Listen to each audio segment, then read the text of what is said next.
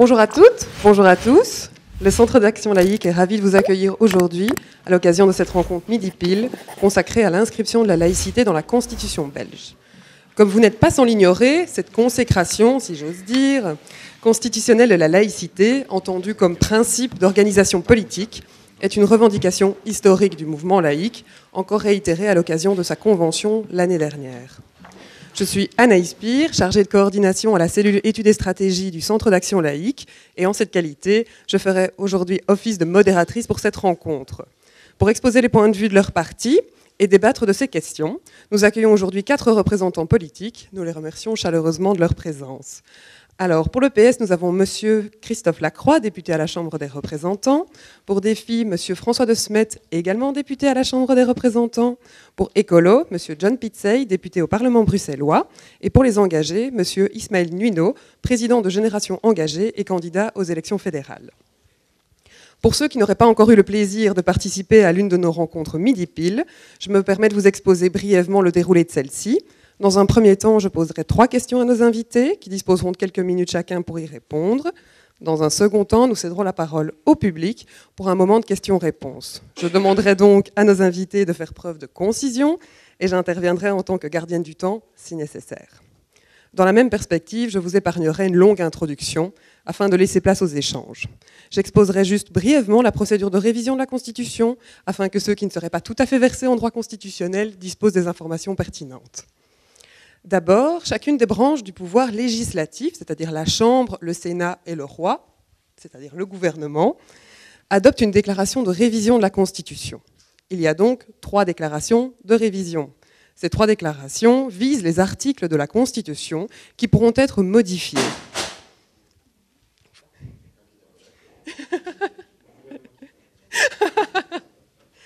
Seuls les articles qui figurent sur ces 3 déclarations sont ouverts à révision. Il s'agit donc d'une phase préconstituante.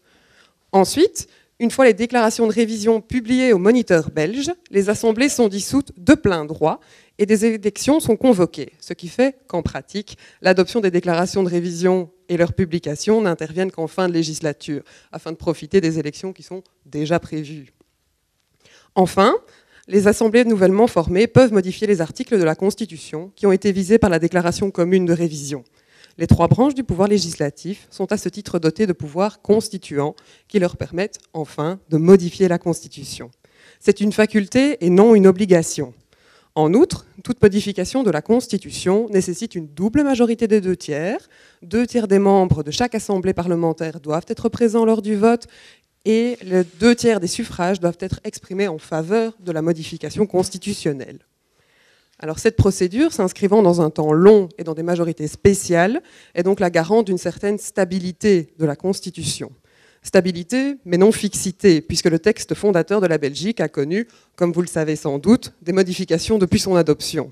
Certaines relatives à son organisation, comme la transformation en État fédéral, d'autres davantage tournées vers les droits fondamentaux, comme l'inscription de l'égalité des femmes et des hommes adoptée en 2022 ou l'inclusion des personnes en situation de handicap sous cette législature.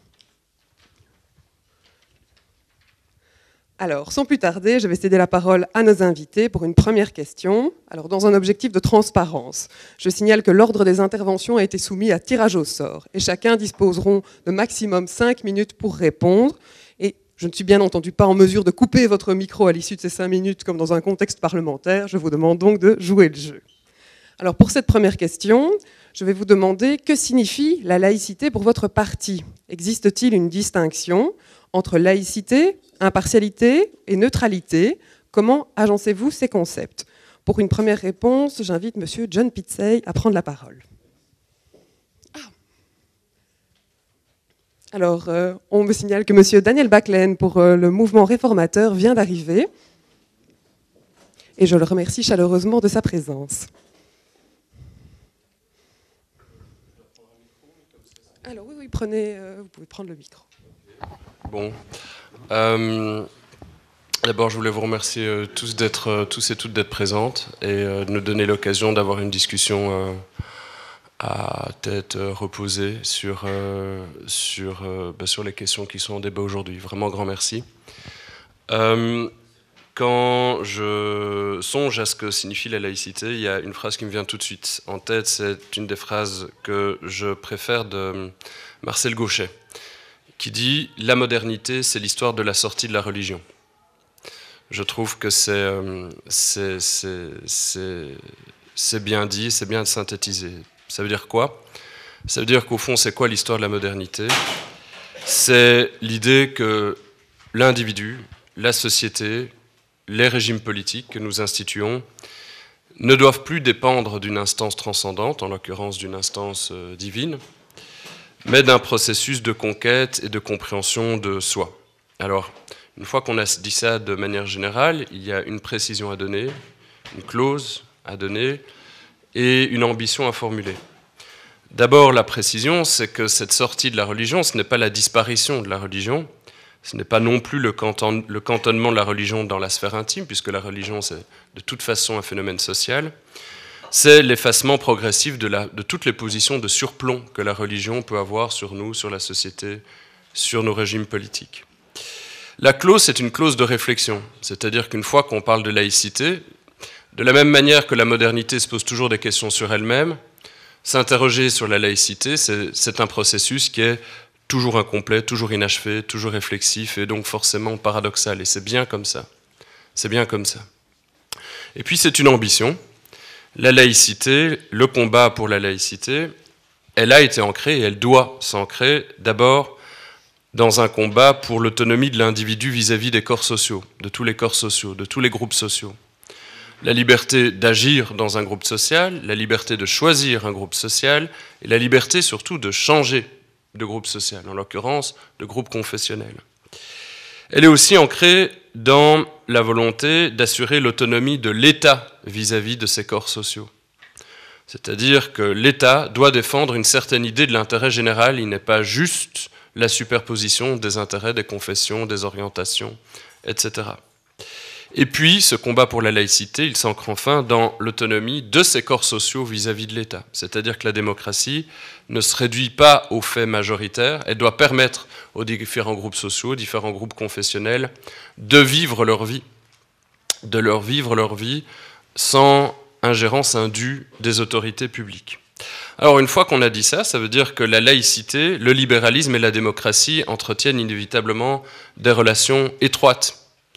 Notre régime de liberté publique, l'idée que personne n'a de titre moral ou de titre théocratique particulier pour diriger nos existences, l'idée qu'on ne fait plus partie, qu'on n'est plus dans une société de privilèges, c'est à la fois la conséquence de ces combats pour la laïcité, et c'est aujourd'hui, dans nos institutions telles qu'elles fonctionnent, une garantie de ce principe de laïcité.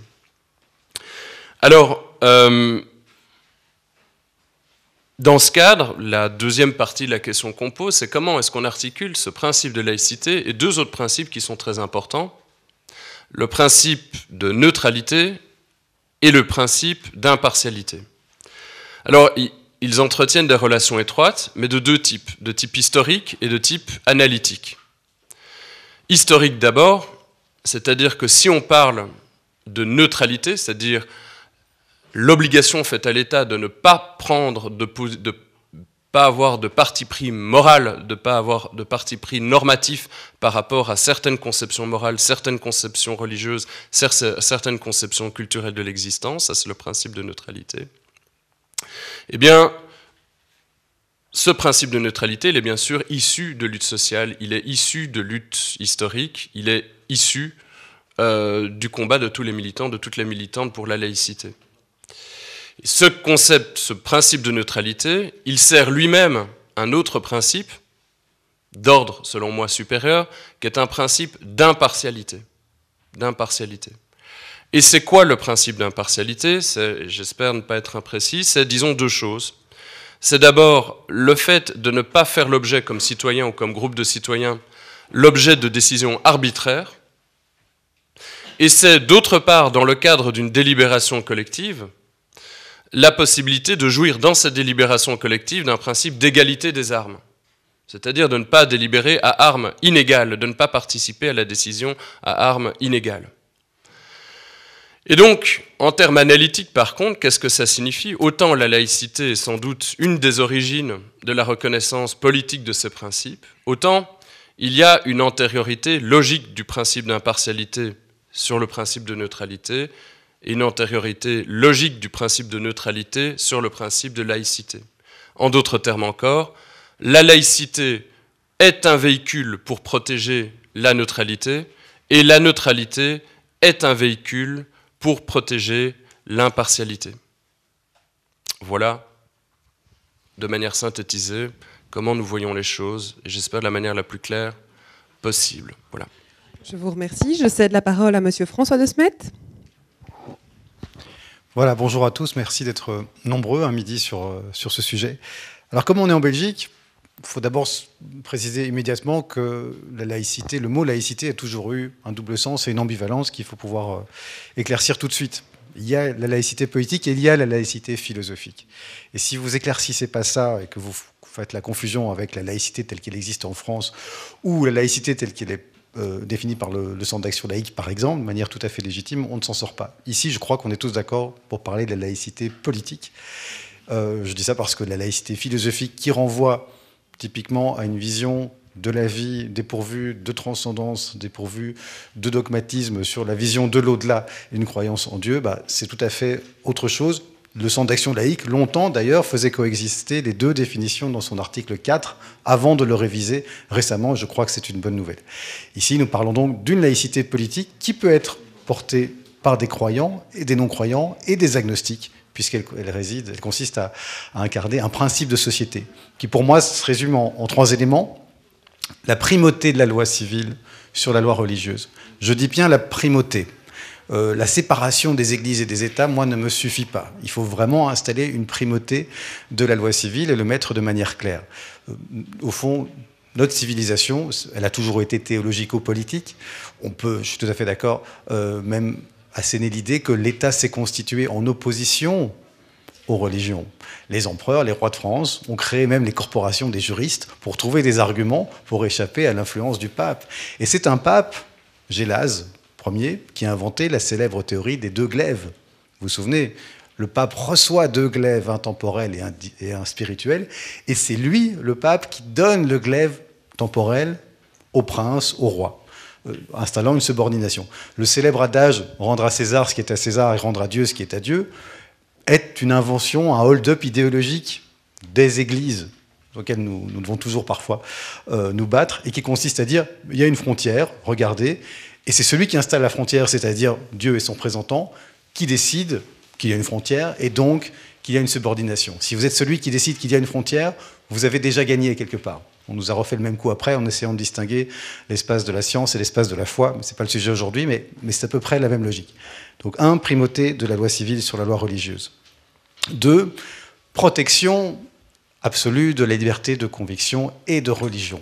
Un État ne peut se définir purement laïque que si les croyants, quelle que soit la nature de leur croyance, est protégé. Et ça, les laïcs doivent pouvoir le dire très clairement. Et en effet, une religion n'est pas un hobby. En effet, il faut pouvoir l'entendre, une religion peut aussi s'exercer sur l'espace public. Ça n'empêche pas qu'il y a pour moi une série d'exceptions, notamment dans les administrations et les écoles, je vais y venir, qui impliquent une norme d'interdiction. Mais en effet, ça peut être rappelé notamment par la Cour européenne des droits de l'homme, vous avez le droit d'exprimer une conviction non seulement religieuse, mais politique, philosophique, syndicale, peu importe, aussi dans l'espace public. La Cour européenne a condamné la Grèce dans un arrêt célèbre parce qu'elle avait un délit de prosélytisme. Et que des témoins de Jéhovah, qui font en Grèce ce qu'ils font partout ailleurs, qui sonnent aux portes, qui expliquent que la fin du monde est après-demain et qu'il y a peu de places disponibles, que donc il faut se convertir très vite, la Grèce s'est fait condamner pour avoir condamné des gens qui te faisaient du prosélytisme. Et la Cour a dit, ben non, si vous supprimez le droit au prosélytisme, en tant que tel, dans l'espace public, tant qu'il n'est pas violent, ben vous interdisez à un mouvement religieux, mais aussi, pourquoi pas, un mouvement politique, de pouvoir prospérer, convaincre d'autres gens. Il y a une forme de compétition libre des idées politiques, convictionnelles, religieuses, qui doit pouvoir être amenée et tolérée. Et enfin, troisièmement, c'est un élément qui est peut-être moins évident, c'est l'organisation du vivre ensemble. Ça me permet d'aller sur la deuxième partie de votre question, la différence entre la laïcité politique et la neutralité. Pour moi, elle est simple. La neutralité est une déclinaison de la laïcité. Elle ne s'y réduit pas. Pour moi, la neutralité, c'est ce qui permet, notamment dans les services publics, avec une interdiction qui, pour moi, doit être totale dès que vous êtes dépositaire de l'autorité publique, dès que vous êtes engagé par l'État, vous ne devez afficher, ni dans les actes, ni dans l'apparence, aucun signe qui soit politique, religieux ou convictionnel. Ça va de soi aussi dans l'attitude à prendre. La neutralité, c'est aussi celle qu'on pourrait demander dans les écoles, là, en ce compris aux usagers des services scolaires, alors que dans l'administration, ce n'est pas le cas. Il vient à l'idée à personne, même dans le spectre politique, de demander à des simples citoyens de se conformer à une interdiction de signes convictionnels. Mais c'est aussi l'organisation des cultes. Est-ce qu'il faut continuer à financer des cultes d'une manière aussi désordonnée que nous le faisons aujourd'hui, avec chaque culte et la laïcité organisée qui a sa loi de financement, sans critères véritables, sans que tout le monde ne puisse y être satisfait. Les témoins de Jéhovah et d'autres cultes pourraient légitimement en être maris, parce que le système en lui-même n'est pas complètement juste. Et enfin, la laïcité, c'est aussi, ça me permet de faire le lien avec le vivre ensemble, faire en sorte que les tensions identitaires se résorbent, et ça ne se réduit pas à des questions d'interdiction ou d'autorisation. Et je prends un exemple très simple, c'est le fameux cours d'éducation à la citoyenneté. Moi, je trouverais normal qu'il y ait demain, non plus des cours de morale et de religion dans les écoles, qu'elles soient publiques ou ressortissants du réseau libre, mais un seul cours commun. Alors, on a déjà 1 heure d'éducation à la philosophie et citoyenneté, c'est pas encore parfait. Je trouve qu'on devrait passer à 2 heures. Et je trouve que dans ces 2 heures, il devrait y avoir non seulement de la philosophie et de la citoyenneté, mais aussi du dialogue interconvictionnel. Que chaque citoyen de ce pays, à 18 ans, sache que c'est aussi que les 5 piliers de l'islam, le Yom Kippour, l'évangile, parce que ça fait partie, qu'on soit croyant ou pas, qu'on ait des parents croyants ou pas, du bagage universel de l'humanité. Tout ça aussi, c'est la laïcité. Et donc ça ne se réduit pas à de la neutralité, c'est-à-dire à des mesures... Il y a des débats qu'on peut avoir légitimement, parce que si on est là notamment, c'est que très objectivement, le système juridique belge laisse quand même beaucoup de portes ouvertes aux interprétations. Ça ne se résume pas à des normes d'interdiction ou d'autorisation, ça implique aussi la manière dont on construit le vivre ensemble demain, et donc des mesures qui sont quand même plus joyeuses également. Voilà. Merci. Monsieur Christophe Lacroix. Merci François. Donc je m'appelle Christophe Lacroix, je suis député fédéral. Je viens de l'ASB profonde. Et donc c'est un plaisir de venir ici à Bruxelles, au Parlement fédéral, mais pour vous rencontrer et vous présenter la position de mon parti sur le sujet de la laïcité. Excusez ma voix, mais je souffre d'un cancer de la langue. Mon traitement est terminé, mais il y a parfois quelques séquelles qui font que j'ai des difficultés à m'exprimer avec une gorge particulièrement sèche. Cela étant, mes convictions sont bien là et présentes. Tout ça pour vous dire que nous avons déjà, au niveau du Parti socialiste, c'est un combat historique, le combat pour la laïcité, et je suis le premier signataire d'une longue liste de députés socialistes qui a été déposée le 21 septembre 2021 pour introduire le principe de la laïcité et la primauté du droit positif dans la Constitution belge. Alors effectivement, il faut une majorité des 2/3, mais le texte est là et on ne désespère pas toujours de convaincre les uns et les autres de nous rejoindre dans ce combat. Alors c'est quoi pour moi et pour les socialistes la laïcité ? C'est un principe éminemment politique. Et là, je rejoins absolument l'analyse qui a été faite par François de Smet. Pourquoi est-ce que c'est un principe politique ? Parce que c'est un principe qui régit la liberté d'être soi, la liberté d'être un individu dans un contexte de société, mais en faisant en sorte que des principes démocratiques et progressistes soient ancrés dans les textes fondateurs de notre État, et qu'on ne puisse plus constamment être en proie à des craintes, comme c'est le cas dans d'autres démocraties, de revoir les droits fondamentaux, comme le droit à l'avortement, le droit du mariage pour tous, etc. À partir du moment où vous inscrivez la laïcité dans la Constitution, vous blindez, entre guillemets, ces libertés fondamentales et ces droits fondamentaux.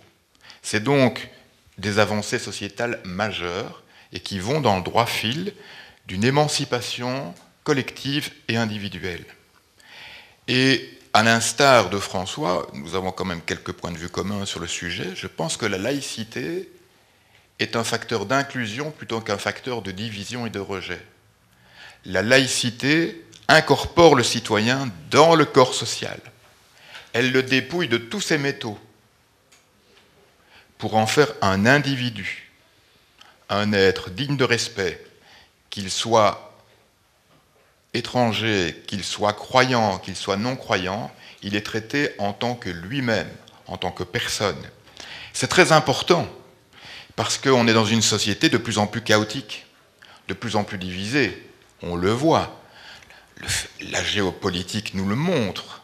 Les craintes climatiques nous le montrent. Il y a les crises socio-économiques nous le montrent. Et donc, c'est aussi un rempart contre les populismes. Et contre il n'y a qu'à et les langages de binarité. Et ça, c'est évidemment très important parce que je pense que la laïcité est un point de rencontre primordial entre les différentes opinions. Et pour les croyants, je voudrais leur dire, mais la formule n'est pas de moi, elle est de notre ami Bartholomé Hyssen, qui dit ceci, hein, la laïcité, elle protège les convictions et elle protège les convictions des abus des intégristes. Et donc, sa formule à lui, la laïcité, c'est l'avenir des religions. Et donc, il faut décrisper, je pense, même si c'est un principe éminemment politique, la laïcité, il faut décrisper sur ce que certains voudraient y glisser et lui faire dire ce qu'elle ne dit pas. Et je terminerai, pour rester dans mon temps de parole, par un élément, du moins me semble-t-il, deux éléments. Effectivement, et là je rejoins encore François, la neutralité et l'impartialité sont des outils au service de la laïcité, mais la laïcité est le principe fondateur, c'est ce qui organise, et la neutralité et l'impartialité n'en sont que des outils, ce ne sont pas donc des objectifs premiers à poursuivre, ce sont des conséquences de la laïcité. Et la laïcité garantit la neutralité et l'impartialité. Mais, et je veux encore reparler d'un auteur, d'un grand penseur socialiste qui est mort en août 1914, donc Jean Jaurès, vous aurez tout de suite compris. Il ne parle pas au sens strict du mot de la laïcité, mais dans un remarquable discours au Parlement, à la Chambre des députés en France, il dit ceci en janvier 1910. Il parle de la démocratie, en fait, et il dit ceci. C'est une idée admirable d'avoir proclamé que dans l'ordre politique et social d'aujourd'hui, il n'y a pas d'excommunié, il n'y a pas de réprouvé, que toute personne humaine a son droit. C'est ce que je disais en introduction. Et je pense que c'est un sens très profond de la laïcité que les opposants à la laïcité devraient méditer davantage. Puis encore faire deux constats avant de céder la parole à mes autres interlocuteurs que je suis très heureux de voir. Moi, je suis frappé, bon, ça c'est chacun délègue qu'il veut, mais il n'y a pas de femmes à cette table. J'aurais préféré avoir, on ne va pas commencer dans le débat parité, pas parité, mais voilà, c'est un peu regrettable. Et vous n'y êtes pour rien, et je n'y suis pour rien, mais c'est comme ça. Et puis il y a aussi des absents. En tout cas, il y a un absent. Je note que le PTB n'est pas là. Alors pourquoi n'est-il pas là? Il n'a peut-être pas eu le temps, etc. Est-ce qu'il a été invité? Il a été invité. Non, simplement parce que je constate que souvent, à Bruxelles, il est pour le port du voile, et quand il est en Wallonie, il est plutôt défenseur de la laïcité, parce que, effectivement, on sait très bien... Non. Ah, je ne pense pas, parce que... Enfin, on aura l'occasion d'en reparler, mais je ne pense pas, parce que dans chaque... on peut aussi examiner les votes de défi sur le voile, hein. Et on peut parler des déclarations d'Olivier Minguin aussi à ce sujet, hein. Donc, voilà. Non, mais simplement, on peut tous avoir une pierre dans un caillou dans ses chaussures. Vous parlez du PS tout seul? Oui, non, moi je n'ai pas parlé du PS. C'est vous qui me parlez du PS et qui tout de suite venez sans argument dire que nous avons un langage qui n'est pas clair. J'aurai l'occasion d'en reparler d'ailleurs. Nous sommes défenseurs de la laïcité, nous sommes le seul, nous l'avons inscrit et comme étant un élément important à modifier dans la Constitution. Je viens de vous expliquer d'ailleurs quel était le principe consubstantiel de la laïcité pour nous. C'est un élément que nous défendons depuis très longtemps, mais je note quand même que les absents sont là peut-être pour des raisons d'opportunisme. Merci, monsieur Ismaël Muino. Oui, parfait, voilà. Bonjour à toutes et à tous. Je viens avec beaucoup d'humilité ici. Je n'ai pas la même expérience ni la même expertise que mes collègues autour de la table. Donc je m'appelle Ismaël Muino. J'ai 23 ans et je suis le président de Génération Engagée, donc les jeunes des engagés. Beaucoup de choses ont déjà été dites sur la définition qu'on donne à la laïcité, la neutralité, l'impartialité. Moi je pense un premier message, c'est qu'aujourd'hui, en Belgique particulièrement, tous ces termes ont des définitions qui sont excessivement floues. On a dit qu'il y avait une différence entre la laïcité philosophique et la laïcité politique. Aujourd'hui, on appelle ça la laïcité, dans tous les cas. La neutralité, qu'est-ce que c'est? Est-ce qu'on parle de neutralité inclusive, exclusive? On peut parler de laïcité générale, au sens où l'État et le pouvoir politique est indépendant du pouvoir religieux, qui est, comme ça a été dit, la racine de la laïcité en tant que telle. Cette laïcité générale, si on veut aller plus loin, on peut dire qu'aujourd'hui, la Belgique la respecte. Aujourd'hui, le pouvoir politique est indépendant d'un pouvoir religieux, et c'est normal. On a ensuite une laïcité plus stricte, qui entend plutôt donc l'émancipation des consciences de tout texte religieux, de tout dogme religieux, et là c'est plutôt aussi l'acception dans laquelle l'a défini le CAL. Et cette définition-là, à notre sens, celui des engagés, elle ne permet pas en Belgique aujourd'hui d'améliorer le vivre ensemble. Et je vais y revenir souvent parce que je pense que ce débat de la laïcité, de la neutralité, de l'impartialité, on ne peut pas le porter que d'un point de vue philosophique. En fait, on doit aujourd'hui se poser la question du vivre ensemble et de savoir si ces concepts sont au service de notre vivre ensemble en Belgique. Parce qu'aujourd'hui, parler de laïcité, parler de neutralité, on a la neutralité encore une fois, on a une neutralité inclusive, une neutralité exclusive, comment est-ce qu'on les définit? Est-ce que, et je préempte un peu la deuxième question, mais est-ce que l'inscription de la laïcité dans la Constitution favorisera notre vivre ensemble? Certains ont répondu que oui.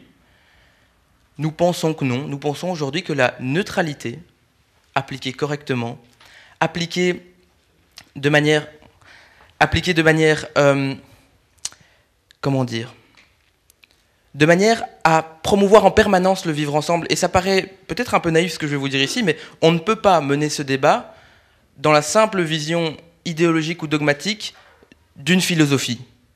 Aujourd'hui en Belgique, quand je vous dis que l'acception n'est pas la même qu'en France, c'est qu'aujourd'hui en Belgique, la laïcité est un culte, financé, reconnu. Et donc aujourd'hui, on ne peut pas le mettre au-dessus d'autres cultes dans la Constitution, en le consacrant dans la Constitution. En tout cas, c'est notre vision. Je pense que l'inscription de la laïcité dans la Constitution, donc je prenais les 3 éléments de François de Smet, qui étaient la primauté de la loi civile sur la loi religieuse. C'est le cas aujourd'hui. Je ne vois pas comment la loi religieuse pourrait primer sur la loi civile alors qu'elle n'existe pas dans notre modèle juridique. Deuxième chose, la protection des libertés de religion et de conviction, la neutralité le permet complètement.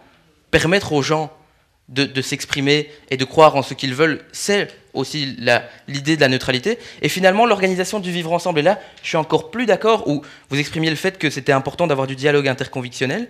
Et on est pour le fait d'avoir, dès la première secondaire, 2 heures d'éducation philosophique et convictionnelle qui permettent justement ce dialogue interconvictionnel et de ne pas repousser le religieux hors de la sphère publique. Parce que repousser la religion, la croyance hors de la sphère publique, c'est faire le lit, malheureusement, et c'est repousser cette religion dans une sphère qui serait plutôt inconnue, invisible et occulte pour nous.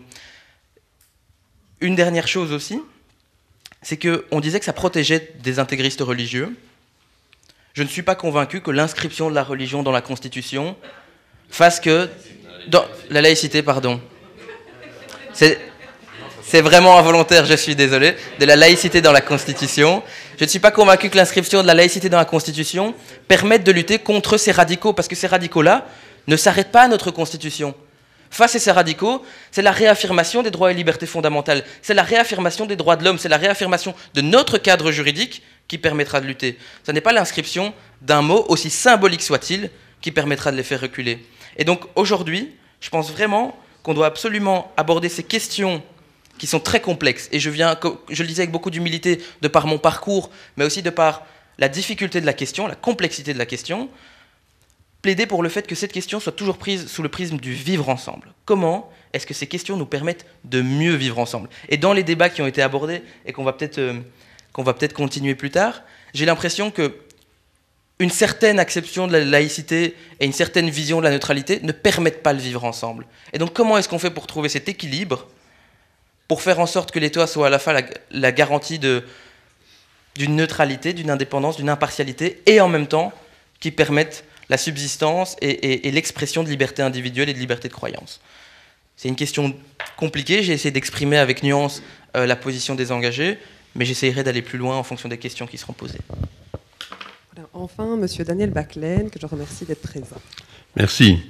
Bonjour à tous. Et puis, la laïcité, c'est un concept, évidemment, qui rappelle un imaginaire français, hein, très clairement. Quand on parle de laïcité, on pense tout de suite à la France, aujourd'hui, puisque la France est un pays qui a cultivé la laïcité depuis très longtemps et qui la laïcité continue à animer le débat politique en France de manière très forte. C'est d'ailleurs une des raisons pour lesquelles on peut se poser la question de savoir quelle est la notion la plus performante entre laïcité et neutralité aujourd'hui. Moi, je vois un peu les choses comme ça, parce que je suis profondément laïque, et je ne suis pas religieux, mais ça n'a rien à voir. Comme cela a été dit, la laïcité, c'est pas l'absence de religion, hein. Je crois qu'on doit beaucoup le dire, parce que sinon on crée des oppositions qui sont irréductibles et qui ne permettent pas d'avancer sur le plan législatif en la matière. Donc la laïcité, ce n'est pas l'absence de religion, au contraire, c'est la liberté de conscience. Et donc la liberté de conscience, c'est la liberté de religion, c'est la liberté de croire ou de ne pas croire, c'est la liberté d'opinion, c'est la liberté de manifester, c'est la liberté de manifester ses croyances et ses opinions dans la sphère publique, pourquoi pas, et pas seulement dans la sphère privée. Celui qui croit dans une religion a le droit de manifester ses opinions religieuses dans la sphère publique, et il n'y a pas d'opposition à cela. Donc la laïcité, c'est la liberté de conscience. Et il n'y a pas de hiérarchie dans ces différentes libertés, comme la liberté d'expression ou la liberté de religion. Il ne peut pas y avoir de hiérarchie, ce sont des libertés, point. Et qui ont le droit de trouver un libre exercice. Et puis la laïcité, c'est aussi l'égalité de traitement. Chaque citoyen, quelle que soit sa croyance, quelles que soient ses opinions politiques, philosophiques, quelles que soient ses origines personnelles, son identité, ses identités, a le droit d'être traité de manière égale. Et par là, c'est évidemment la primauté de la loi civile sur la loi religieuse et sur toute autre loi. C'est la loi civile qui prime. Sinon, l'égalité de traitement est extrêmement difficile à mettre en pratique. Et l'égalité de traitement, elle postule que chaque citoyen ait aussi le sentiment qu'il va être traité de manière égale. Pas seulement qu'il le soit, c'est évidemment la perfection, mais aussi qu'il ait le sentiment que c'est comme ça, et que quand il se présente, ou qu'il se présente par rapport à une autorité, quelle qu'elle soit, il va être traité de manière égale. Et le troisième élément que moi j'ajoute aussi aux deux premiers dans la laïcité, c'est l'émancipation. L'émancipation des citoyens, donc le droit du citoyen à la connaissance. Ça me paraît vraiment essentiel aujourd'hui, parce que pratiquement on n'y est plus. Et donc, vous savez comme moi qu'il y a des cours qui disparaissent progressivement de notre enseignement aujourd'hui. Et donc, l'émancipation des citoyens, pour moi, ça fait partie de la laïcité, parce que ça met chaque personne en capacité d'exercer ses libertés. Donc, ça rejoint la notion de liberté réelle. Pas seulement de liberté formelle, de liberté réelle, d'être en mesure d'exercer ses choix personnels. Et donc, les trois piliers, pour moi, de la laïcité, liberté de conscience, égalité de traitement, émancipation des citoyens, tout se tient, c'est indissoluble, Je rajoute cette notion aussi qui n'apparaît pas malheureusement dans la définition de la laïcité au niveau du CAL, c'est la notion d'universalisme, qui me paraît aussi importante parce qu'il y a des droits et libertés qui sont universels. Et quand on parle d'égalité de traitement, l'universalisme y a sa place, à mon sens. Alors, laïcité ou neutralité, c'est bien ça? Pour moi, la neutralité, c'est aussi l'impartialité de l'État. Donc la neutralité de l'État et l'impartialité de son action. C'est intimement lié, c'est inséparable. Neutralité de l'État, impartialité de ses actions. Je suis radicalement opposé à tous les adjectifs en la matière. Donc, laïcité politique ou laïcité philosophique, heureusement, dans la nouvelle définition du CAL à l'article 4, c'est laïcité, point barre, on ne fait pas référence à la laïcité politique ou à la laïcité philosophique. Et bien sûr qu'il y a une différence, hein, la primauté de la loi civile, c'est la laïcité politique. Mais les adjectifs sont très dangereux en la matière. Et quand on parle de neutralité exclusive ou inclusive, pour moi, il y a une neutralité où il n'y a pas de neutralité.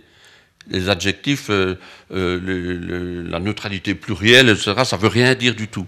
Soit l'État est neutre et ses actes sont impartials et respectent l'égalité de traitement, soit il ne le fait pas.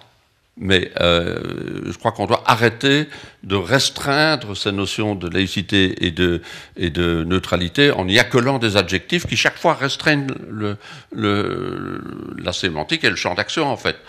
Et donc je crois que ça c'est vraiment important. Et je pense que la neutralité, c'est un objectif au niveau législatif qui est atteignable.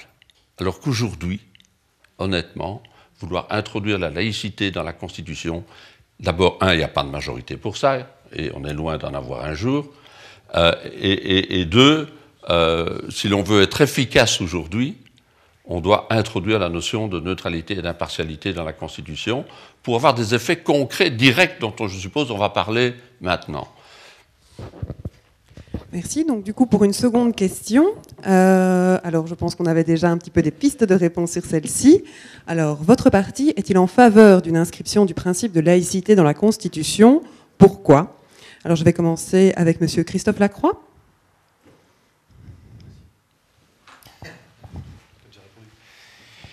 C'est vrai que j'ai déjà répondu. Nonobstant mon nom, hein, Lacroix, c'est quand même, pour parler de laïcité, c'est toujours un peu... Et Christophe, celui qui a porté le Christ sur ses épaules pour lui faire traverser un fleuve. Et j'étais né rue du Temple, enfin, j'habitais rue du Temple à l'époque, en plus. Bon, voilà. Non, mais j'ai déjà répondu un peu tout à l'heure, j'ai un peu éventé la deuxième question.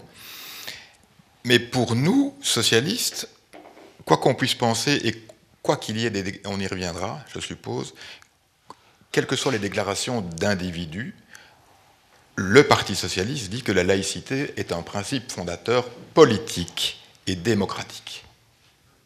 Et que ça permet la liberté, ça permet l'émancipation et le traitement égalitaire de chaque citoyen. C'est le meilleur système politique qui permet de garantir le respect des droits fondamentaux, notamment de la liberté d'opinion, de la liberté de culte, de conscience, la liberté d'expression. Ce sont des droits fondamentaux qui sont au cœur de notre système démocratique et au cœur de notre système constitutionnel. Et en garantissant le respect des droits fondamentaux, la laïcité permet à l'ensemble des citoyens de se retrouver à égalité, en fait. C'est tout à l'heure ce que je disais, c'est l'individu qui prime. Il est dépouillé de tous ses métaux, il arrive, il est respecté en tant que tel. Il n'y a plus de réprouvés, il n'y a plus d'étrangers, il n'y a plus de Belges de naissance. De se reconnaître et puis d'élaborer des règles de vie communes et de partager un espace civique commun.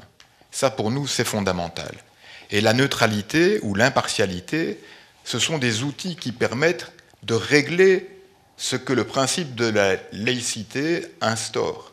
Ce sont donc des outils pratiques.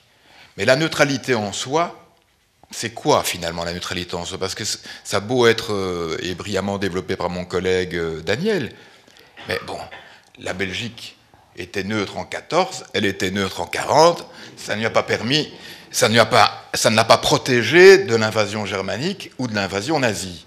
Et donc, à un moment donné, il faut savoir vraiment parler avec précision les termes que l'on choisit. Et oui, donc pour nous, la laïcité est un principe politique déterminant qui est consubstantiel à la démocratie. Et ce que j'appellerais la démocratie libérale, c'est-à-dire la démocratie que nous défendons toutes et tous ici, sans aucune connotation à un parti politique précis. Très bien, pour enchaîner, Monsieur Daniel Baclaine.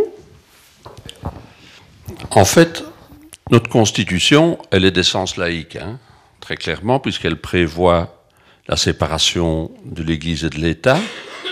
Elle réaffirme la liberté de conscience, la liberté de religion, la liberté de ne croire ou ne pas croire. Tout ça est déjà inclus dans notre Constitution. Par contre, ce qui n'y est pas inclus, c'est la façon d'appliquer ces principes. C'est ça qui n'est pas inclus dans la Constitution. Et donc, qu'est-ce qu'il manque? Il manque la neutralité d'apparence. Très clairement, hein, il manque la neutralité d'apparence. On peut encore discuter sur le fait que la neutralité est sous-tendue dans notre Constitution, sûrement. Mais la neutralité d'apparence, elle n'y est pas. Or, pour appliquer une égalité de traitement, une véritable liberté de conscience et une véritable émancipation du citoyen, il faut une neutralité d'apparence. Il faut que le citoyen, par rapport à l'autorité publique, ait le sentiment qu'il va être traité de manière égale et qu'on ne va pas tenir compte de ses croyances, de ses opinions politiques pour lui appliquer la loi. Ça, c'est fondamental. Et il manque dans la Constitution ce principe de neutralité, d'apparence et d'impartialité des actes clairement définis. Et donc c'est pour cela que nous sommes favorables à l'inscription de la neutralité sous tous ses aspects, donc neutralité d'apparence, pas seulement neutralité de fait, mais neutralité d'apparence. Par contre, inscrire la laïcité, ok, si c'est possible. Moi, je suis partisan de la laïcité, bien sûr. Mais, bien entendu, mais alors ça veut dire quoi? On ne finance plus les cultes, on supprime le pacte scolaire. Ah oui, c'est ça, allez, il faut aller jusqu'au bout. Hein. Oui, d'accord. Et alors, moi, ce qui me dérange un peu aujourd'hui, c'est que j'ai le sentiment que certains défendent le concept de laïcité dans la Constitution pour ne pas devoir appliquer une véritable neutralité d'apparence. Parce qu'ils savent que de toute façon, ça ne va pas être inscrit dans la Constitution bientôt. Il n'y a pas de majorité pour le faire. Donc ça ne va pas être le cas. Mais par contre, comme on n'inscrit pas la laïcité, on dit qu'on veut inscrire la laïcité dans la Constitution, mais qu'on ne l'inscrit pas, on ne se préoccupe plus de la neutralité d'apparence. Et on laisse faire.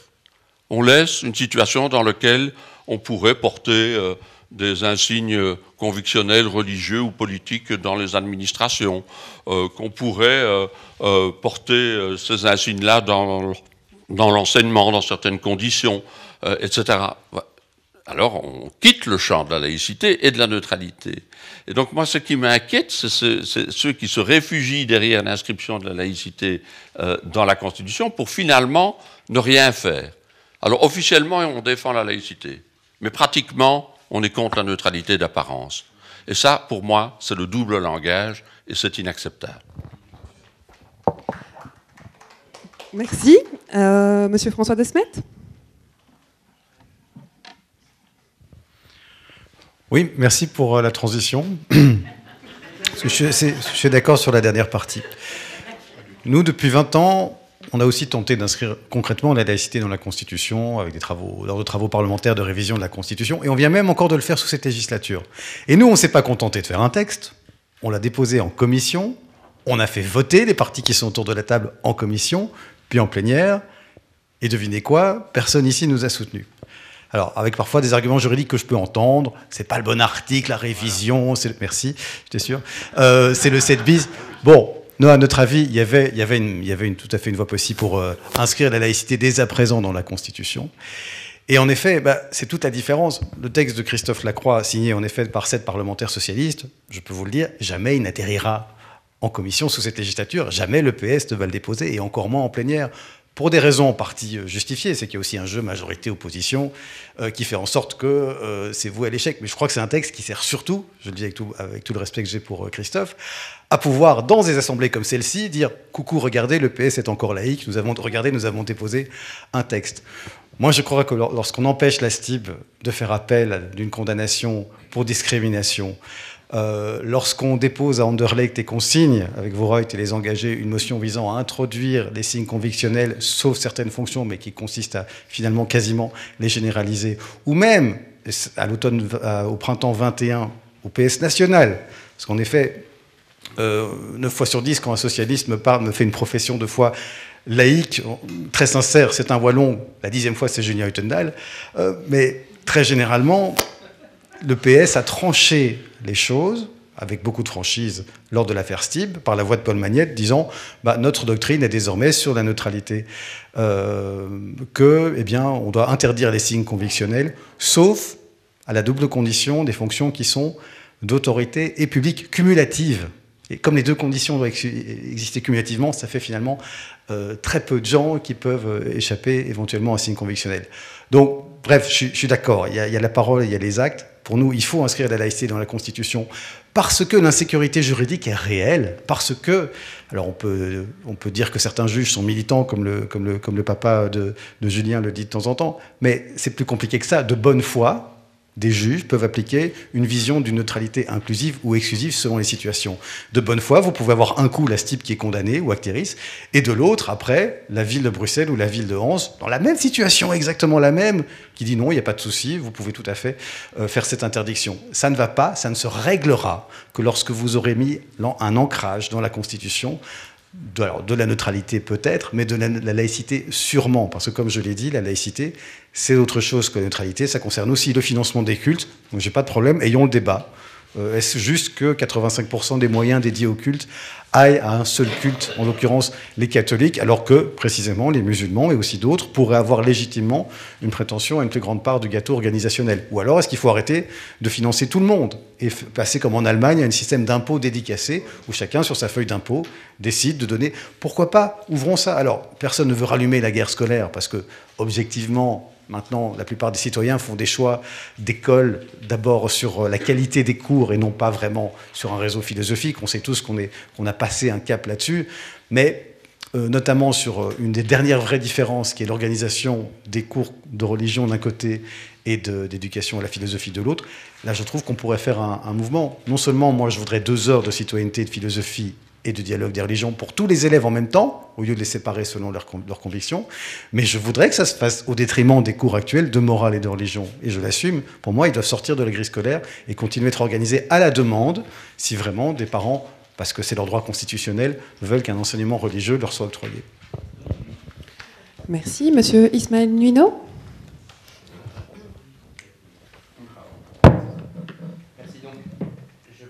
Je pense avoir déjà donc effectivement un petit peu répondu à la question.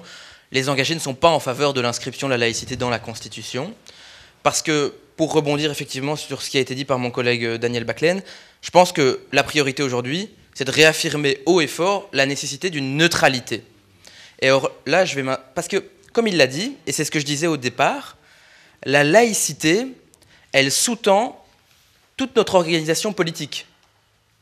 Simplement, aujourd'hui, elle n'a pas la même considération, la même définition que la laïcité française. Aujourd'hui, on ne peut pas considérer la laïcité en Belgique comme elle l'est en France, avec la même inspiration, avec la même construction qu'elle est. Ça n'est pas une philosophie au-dessus de tous les autres cultes, parce que, comme je l'ai déjà dit, elle est financée au même titre que tous les autres cultes. Et donc, aujourd'hui, inscrire la laïcité, comme ça a été dit, ça ouvre la question du financement de tous les cultes. On n'est pas pour le fait d'arrêter de financer les cultes, parce que les faire financer par une feuille d'impôt où chacun décide combien il finance, en fait, ça favoriserait des cultes et un mode de gestion des cultes qui est encore plus négatif et encore plus, désolé de le dire, obscurantiste que ce qui n'est aujourd'hui. Et donc, ça n'est pas favorable. Ça ne favorise pas la transparence de la gestion de ces cultes. Ça ne favorise pas une gestion plus saine. Et donc, comme je le disais, le fait d'avoir des cours de dialogue interconvictionnel dans les écoles, ça permet de lutter contre ces extrémismes, de lutter contre cet obscurantisme dans lequel des gens peuvent se réfugier quand ils n'ont pas une autre vision que celle qui est celle de leur petite cellule familiale ou de leur communauté. Et donc là, l'État peut jouer son rôle de mettre chacun sur un pied d'égalité, ouvrir les yeux de chacun sur ces questions. Et en niant ces questions même, je pense qu'il loupe quelque chose. Et donc, pour revenir sur ce qui a été dit aussi par mon collègue Backlane sur la question de la neutralité, parce qu'on dit qu'il n'y a qu'une seule neutralité, que c'est ça ou rien, mais on est tous en train de la définir un petit peu différemment, et puis on nous parle de neutralité d'apparence. Donc déjà là, c'est venir ajouter quelque chose à la question de neutralité. On ne peut pas nier le fait qu'il existe une neutralité fondamentale qui, je disais, se rapproche pas mal de la laïcité au sens large, qui est celle de la séparation entre la religion et le pouvoir politique. Mais il y a aussi une neutralité qui va un petit peu plus loin, qui est plus exclusive quand même. On ne peut pas le nier et dire qu'il n'y a qu'une seule neutralité, c'est nier la difficulté du problème et la complexité de la question. Et donc, pour revenir à la question de la neutralité d'apparence, comment dire ? On ne peut pas aujourd'hui s'arrêter en se disant il faut qu'il y ait une neutralité de traitement, une impartialité. Donc l'impartialité, si on veut le voir d'un point de vue purement intellectuel, ne nécessite pas une neutralité d'apparence. Le fait d'être traité avec impartialité par un fonctionnaire ne nécessiterait pas forcément une neutralité d'apparence. Parce qu'aujourd'hui, l'acte rendu, je vais dans l'intellectuel et après je vous donne la position des engagés. Dans l'acte rendu aujourd'hui, je peux considérer qu'il a été traité avec partialité, qu'il y ait neutralité d'apparence ou non. Donc aujourd'hui, s'arrêter en disant l'un est la continuité logique de l'autre n'est pas forcément vrai. On est pour la neutralité d'apparence de l'administration, on est pour l'autorisation, ou plutôt l'interdiction du port du voile, lorsqu'on est dans une fonction d'autorité ou une fonction en front office, donc en contact avec le public. Et donc aujourd'hui, on veut maintenir cette neutralité d'apparence. Je disais simplement qu'elle ne coulait pas de source. Mais aujourd'hui, donc, on est pour cette neutralité d'apparence parce qu'effectivement, on considère qu'il est nécessaire que chaque citoyen puisse avoir le sentiment d'être traité avec impartialité. Et je pense qu'on doit vraiment, j'appelais à la nuance et dans le traitement de cette question, c'est une question qui est éminemment complexe aujourd'hui. Parce que exclure quelqu'un d'un poste de l'administration parce qu'il porte un signe convictionnel, ça peut être considéré comme une forme de discrimination. Ça peut l'être. À côté, non, ça pourrait l'être. Ça pourrait l'être, au sens que de se dire quelqu'un ne peut pas travailler chez nous parce qu'il porte un signe convictionnel, non mais pas au sens juridique, au sens intellectuel du terme. Bon, on est dans un débat très philosophique, j'essaye d'en faire un petit peu aussi et d'expliquer la manière avec laquelle on arrive à nos propositions. Je ne dis pas que d'un point de vue juridique ça l'est, ça a été expliqué pourquoi, mais on peut encore se poser la question de qui est dépositaire de l'autorité publique. Personne n'est d'accord autour de cette table. Pour défi, il aurait fallu aller en appel dans l'affaire de la STIB. Est-ce qu'aujourd'hui, considérer qu'un chauffeur de bus ou une chauffeuse de bus en particulier est dépositaire de l'autorité publique, est-ce que c'est vrai ? Alors, c'est une question qui pose à débat, c'est vrai, mais pour moi, je ne pense pas que cette personne qui est derrière un volant est dépositaire de l'autorité publique. Et donc, la question qu'il y a, c'est qu'aujourd'hui, donc, je rappelle la position des engagés, on est pour l'interdiction de port de signes convictionnels dans des fonctions d'autorité ou de contact avec le public, mais je pense qu'on ne peut pas aborder cette question de manière simpliste en se disant que soit c'est oui, soit c'est non, et qu'il n'y aurait pas de difficulté derrière, parce que aujourd'hui, effectivement, ça peut fermer la porte à des gens qui voudraient travailler dans l'administration, à des femmes qui pourraient travailler dans l'administration, mais d'un autre côté, essayons d'avoir un peu de nuance, parce que je vois vos expressions, d'un autre côté, on peut aussi se dire, et je défends ça aussi, qu'on n'a pas envie d'accepter le fondamentalisme religieux, la religion et le combat politique qu'il y a derrière la religion dans l'administration. Moi, j'en veux pas non plus. Mais donc, face à ces deux enjeux et à cette nécessité d'impartialité, d'apparence d'impartialité, il n'y a pas de solution opérante qui soit simple. Il n'y a pas de solution opérante qui soit facile. Et donc, on doit reconnaître la difficulté de la question. On a arrêté notre position que je viens vous énoncer 2 fois. Mais donc, simplement, ne nous arrêtons pas en nous disant il y a une neutralité, une laïcité, une chose qui est simple, une chose qui ne l'est pas. On est pour la neutralité, réaffirmer haut et fort la neutralité, et voilà comment on le propose. Merci. Et enfin, Monsieur John Pizzey. En guise de remarque préliminaire, un petit statement corporatiste. Moi, tout ce qui peut contribuer à augmenter les heures de philo à l'école, je suis pour. Je suis pour des raisons de fond, puis je connais tellement de gens qui rêvent de donner cours de philo que je ne peux pas aller contre cette volonté venue du fond des tripes. Donc, ceci étant, ce petit insert terminé, nous sommes favorables à une inscription du principe de neutralité dans la Constitution plutôt qu'à une inscription du principe de laïcité. Dans les deux cas, qu'il s'agisse d'inscrire le principe de laïcité ou de neutralité, je pense qu'il faut quand même faire le cas exact, ou en tout cas un cas plus grand, je crois, de ce que notre Constitution offre déjà, en termes de reconnaissance des libertés publiques, en termes de reconnaissance de l'état de droit, en termes de reconnaissance des libertés démocratiques. Nous avons une Constitution qui est profondément libérale. Elle est pas mal faite, cette Constitution. Sous beaucoup d'aspects, elle fonctionne bien. Et je suis plutôt content d'avoir une Constitution qui reconnaît dans cette mesure-là nos droits et nos libertés, et donc tout ce que j'ai dit aussi en termes de laïcisation de la société.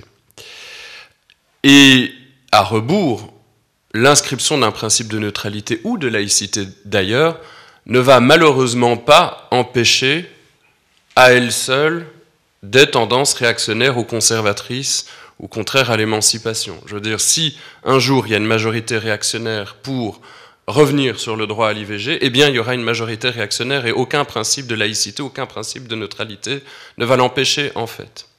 Donc c'est un appel bien sûr au combat politique. Une constitution ne résume jamais un combat politique. Alors, ceci étant dit, je crois qu'il y a quand même des difficultés spécifiques liées à l'inscription du principe de laïcité et des avantages relatifs à l'inscription d'un principe de neutralité. Pour ce qui concerne le principe de laïcité, tout d'abord, je constate qu'en fait, il n'y a pas d'accord pratique sur la teneur et sur les conséquences de l'inscription de ce principe de laïcité. J'entends M. Baclaine qui dit qu'il ne faut pas mettre d'adjectifs autour de neutralité et de la laïcité, mais le fait est que ces adjectifs existent. Ils existent dans le débat public, ils existent dans l'opinion publique. On peut faire comme s'ils n'existent pas, mais ils existent. Il y a des désaccords, ils sont là. Si la laïcité, c'est l'émancipation collective, pour moi, l'émancipation collective, c'est le questionnement d'une communauté sur elle-même. Et si l'idée, c'est qu'on est laïque que quand on n'a qu'une seule définition de la laïcité, c'est-à-dire que quand on se crée un credo sur la laïcité, je trouve ça paradoxal, pour le moins. Et donc, il est inévitable qu'on ait des discussions sur ce qu'est la laïcité. C'est d'ailleurs ce que nous faisons exactement en ce moment même. Et d'autant plus que si notre société est laïque, elle n'est institutionnellement pas construite autour du principe de laïcité. C'est une constitution plus pluraliste que laïque. Et c'est d'ailleurs la raison pour laquelle le CAL en fait un combat politique. C'est parce que notre société, dans ses institutions, n'est pas organisée autour de ce principe. On peut le déplorer, mais c'est ainsi. Ça veut dire que si on inscrit le principe de laïcité, c'est pas juste un bout de papier. Ça a été abordé énormément d'institutions qui sont amenées à être réformées. Le pacte culturel, le pacte scolaire, le financement du culte, le financement donc de la laïcité organisée, etc. Alors j'entends que tout le monde est d'accord pour avoir un débat sur le sujet, mais moi j'attends de le voir, le débat. C'est facile de le dire en 10 secondes, je crois que ça va prendre des années. Et des années de jurisprudence, des années de bataille judiciaire, et je crois qu'on ne sait pas exactement de quel côté vont tomber tel ou tel arrêt de jurisprudence, telle ou telle décision politique. Donc quand on modifie la Constitution, je crois qu'il faut être un peu prudent et qu'il faut faire de la politique proprement. Et pas juste du flag, du drapeau, dans un sens ou dans un autre. Ce d'autant plus, deuxième chose, c'est qu'on constate que si ces débats passionnent, c'est parce qu'ils ont une dimension symbolique et parfois une dimension identitaire. Alors les débats identitaires, ils ne sont pas forcément illégitimes dans une société. D'une manière ou d'une autre, une société, elle s'interroge toujours sur ce qu'elle est. Ok. Mais moi, comme progressiste, je ne suis pas un conservateur, je suis un progressiste. Je constate que la laïcité, non pas intrinsèquement, il y a ce qu'elle dit, et puis ce qui se laisse dire à travers le concept de laïcité. Je dis bien ce qui se laisse dire. Et je constate que parfois, la laïcité est utilisée comme pied de biche pour des conceptions conservatrices de la société. Je dis bien est utilisée, je ne parle pas du concept lui-même. Je crois avoir bien dit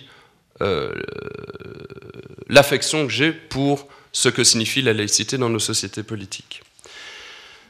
quand on parle du débat public, moi j'attends d'avoir une vraie une, hein, pas une page 12 ou 13, une vraie une sur le statut du Te Deum. Ah, pourquoi pas, mais ça n'arrive jamais. Et je ne sais jamais, enfin, j'ai bien une explication pour laquelle. C'est parce qu'en fait, il y a, et personne ici n'en fait partie, il y a pas mal de gens qui disent, mais si on peut utiliser la laïcité pour taper sur d'autres religions, ben on va le faire, mais on ne va pas taper sur le Te Deum, on va s'y rendre au Te Deum. On va s'y rendre. Lors des débats sur, on a parlé un peu des signes convictionnels, j'ai une responsable libérale, je ne vais pas la citer, je lui ai posé la question, les sapins de Noël organisés par la commune. Hein, les sapins de Noël. Moi, je veux bien être laïque, alors on supprime les sapins de Noël. Qu'est-ce qu'a dit cette représentante libérale? Ah, mais c'est une réminiscence culturelle, c'est pas la même chose. C'est pas la même chose, les sapins de Noël. Et quand on me dit, quand on traite mon parti de relais de l'islam politique, moi je veux bien assumer le fait d'être, moi, John Pitzes, le relais actif de l'islam politique, parce qu'un relais, c'est toujours actif. Et ça fait la une des journaux. Mais ce qui ne fait plus la une des journaux, c'est qu'il y a un parti politique, en l'occurrence néerlandophone, qui s'affirme tranquillement chrétien, quoi. Moi, j'aimerais bien qu'on fasse une une des journaux sur le fait que, sur les relais du catholicisme conservateur dans les milieux politiques. Ça ne me poserait pas de problème, mais je ne sais pas pourquoi ça ne fait jamais une une. Et ce n'est pas un hasard, c'est parce qu'il y a des instrumentations qui ne sont pas positives. Ça, c'est la deuxième raison. Et puis, il y a une troisième raison. Je reviens alors d'un point de vue plus analytique, c'est que je crois, je l'ai dit, qu'il ne faut pas confondre l'objectif et le dispositif. Je crois que la laïcité tend à une société, un régime plus impartial, et que l'impartialité sert une société plus laïque. Mais enfin, je crois qu'une société n'est pas juste si elle est laïque, mais si elle est partiale. Ou plutôt, la laïcité n'est pas une condition suffisante pour qu'une société soit juste. Si je dois choisir entre deux mauvaises solutions, entre une mesure laïque et partiale, ou entre une mesure non laïque mais impartiale, ben je suis désolé, je vais choisir la seconde. Je préfère vivre dans une société impartiale. Une mesure laïque mais partiale nuit à l'égalité des conditions, elle nuit donc à la garantie collective des libertés individuelles, et donc, en fait, elle nuit aux valeurs issues des combats pour la laïcité.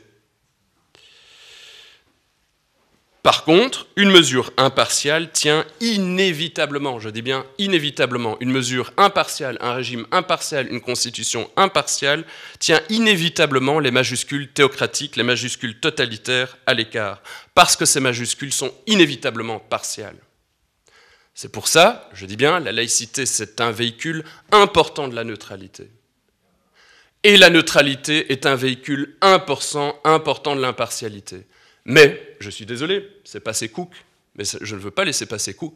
C'est bien une société impartiale, c'est bien un régime impartial pour lequel je me bats. Alors pourquoi la neutralité dès lors? Mais pour ces raisons-là. En fait, je crois que le principe de neutralité suscite aussi de larges désaccords.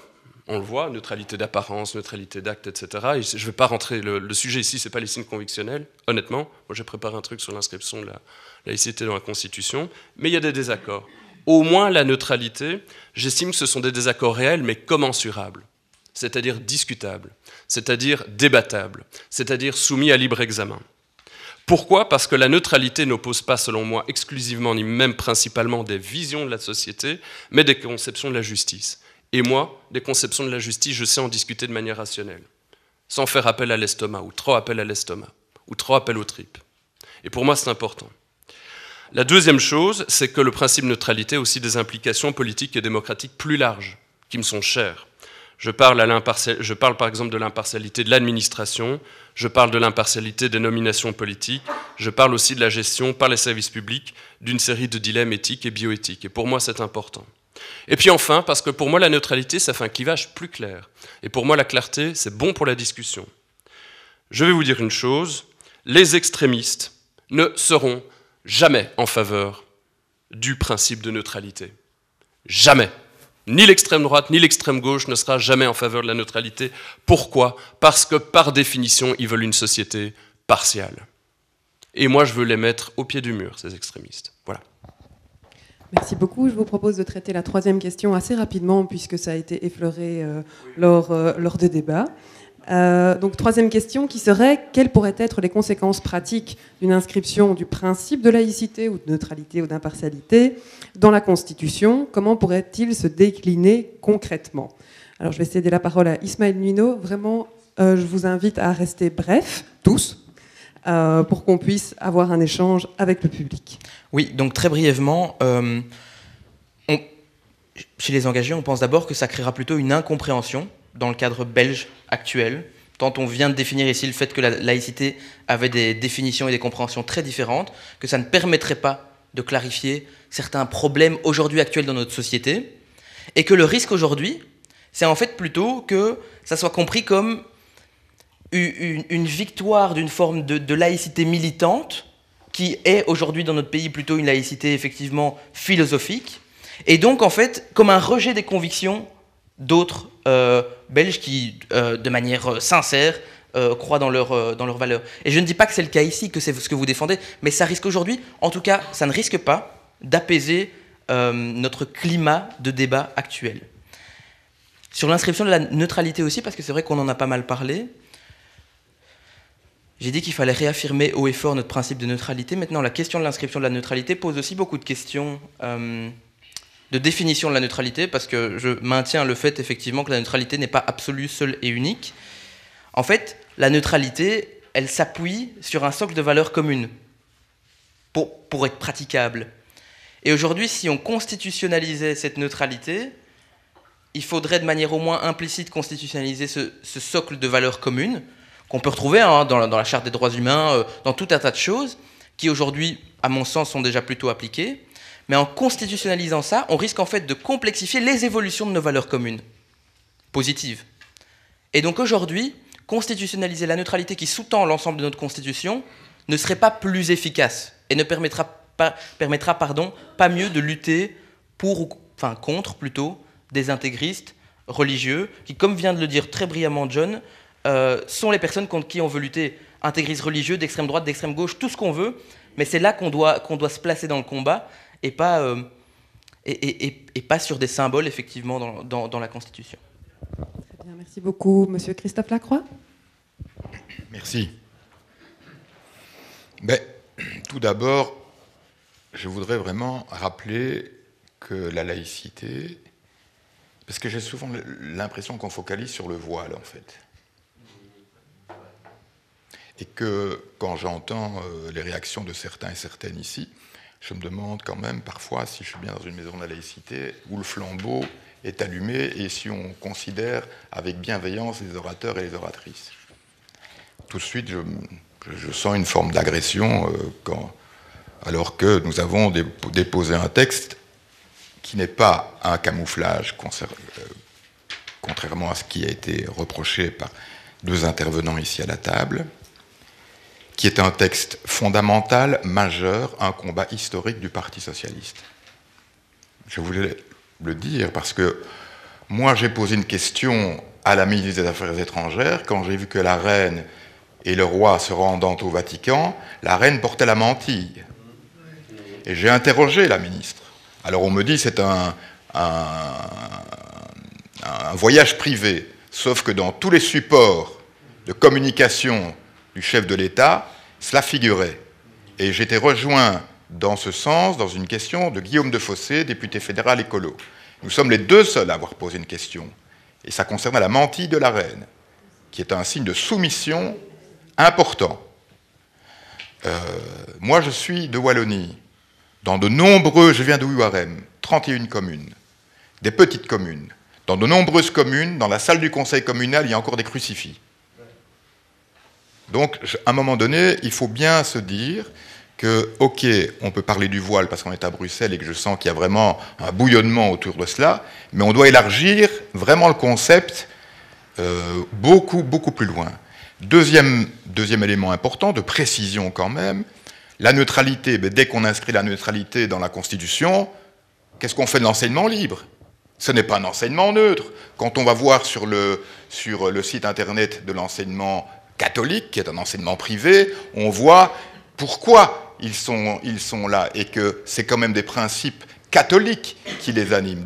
Donc venir dire que la laïcité causerait un changement radical, oui, je causerai un changement radical, mais positif pour les gens et positif pour les cultes, positif pour les religions. Parce que justement, à travers notre proposition de révision de la Constitution, qu'est-ce qu'on exige? On exige l'impartialité de l'État. Et donc les débats philosophiques ou politiques concernant est-ce qu'à Bruxelles on fait ça? Est-ce qu'en Flandre on fait comme ça? Est-ce qu'en Wallonie on fait comme ça? Est-ce que chez les germanophones on fait comme ça?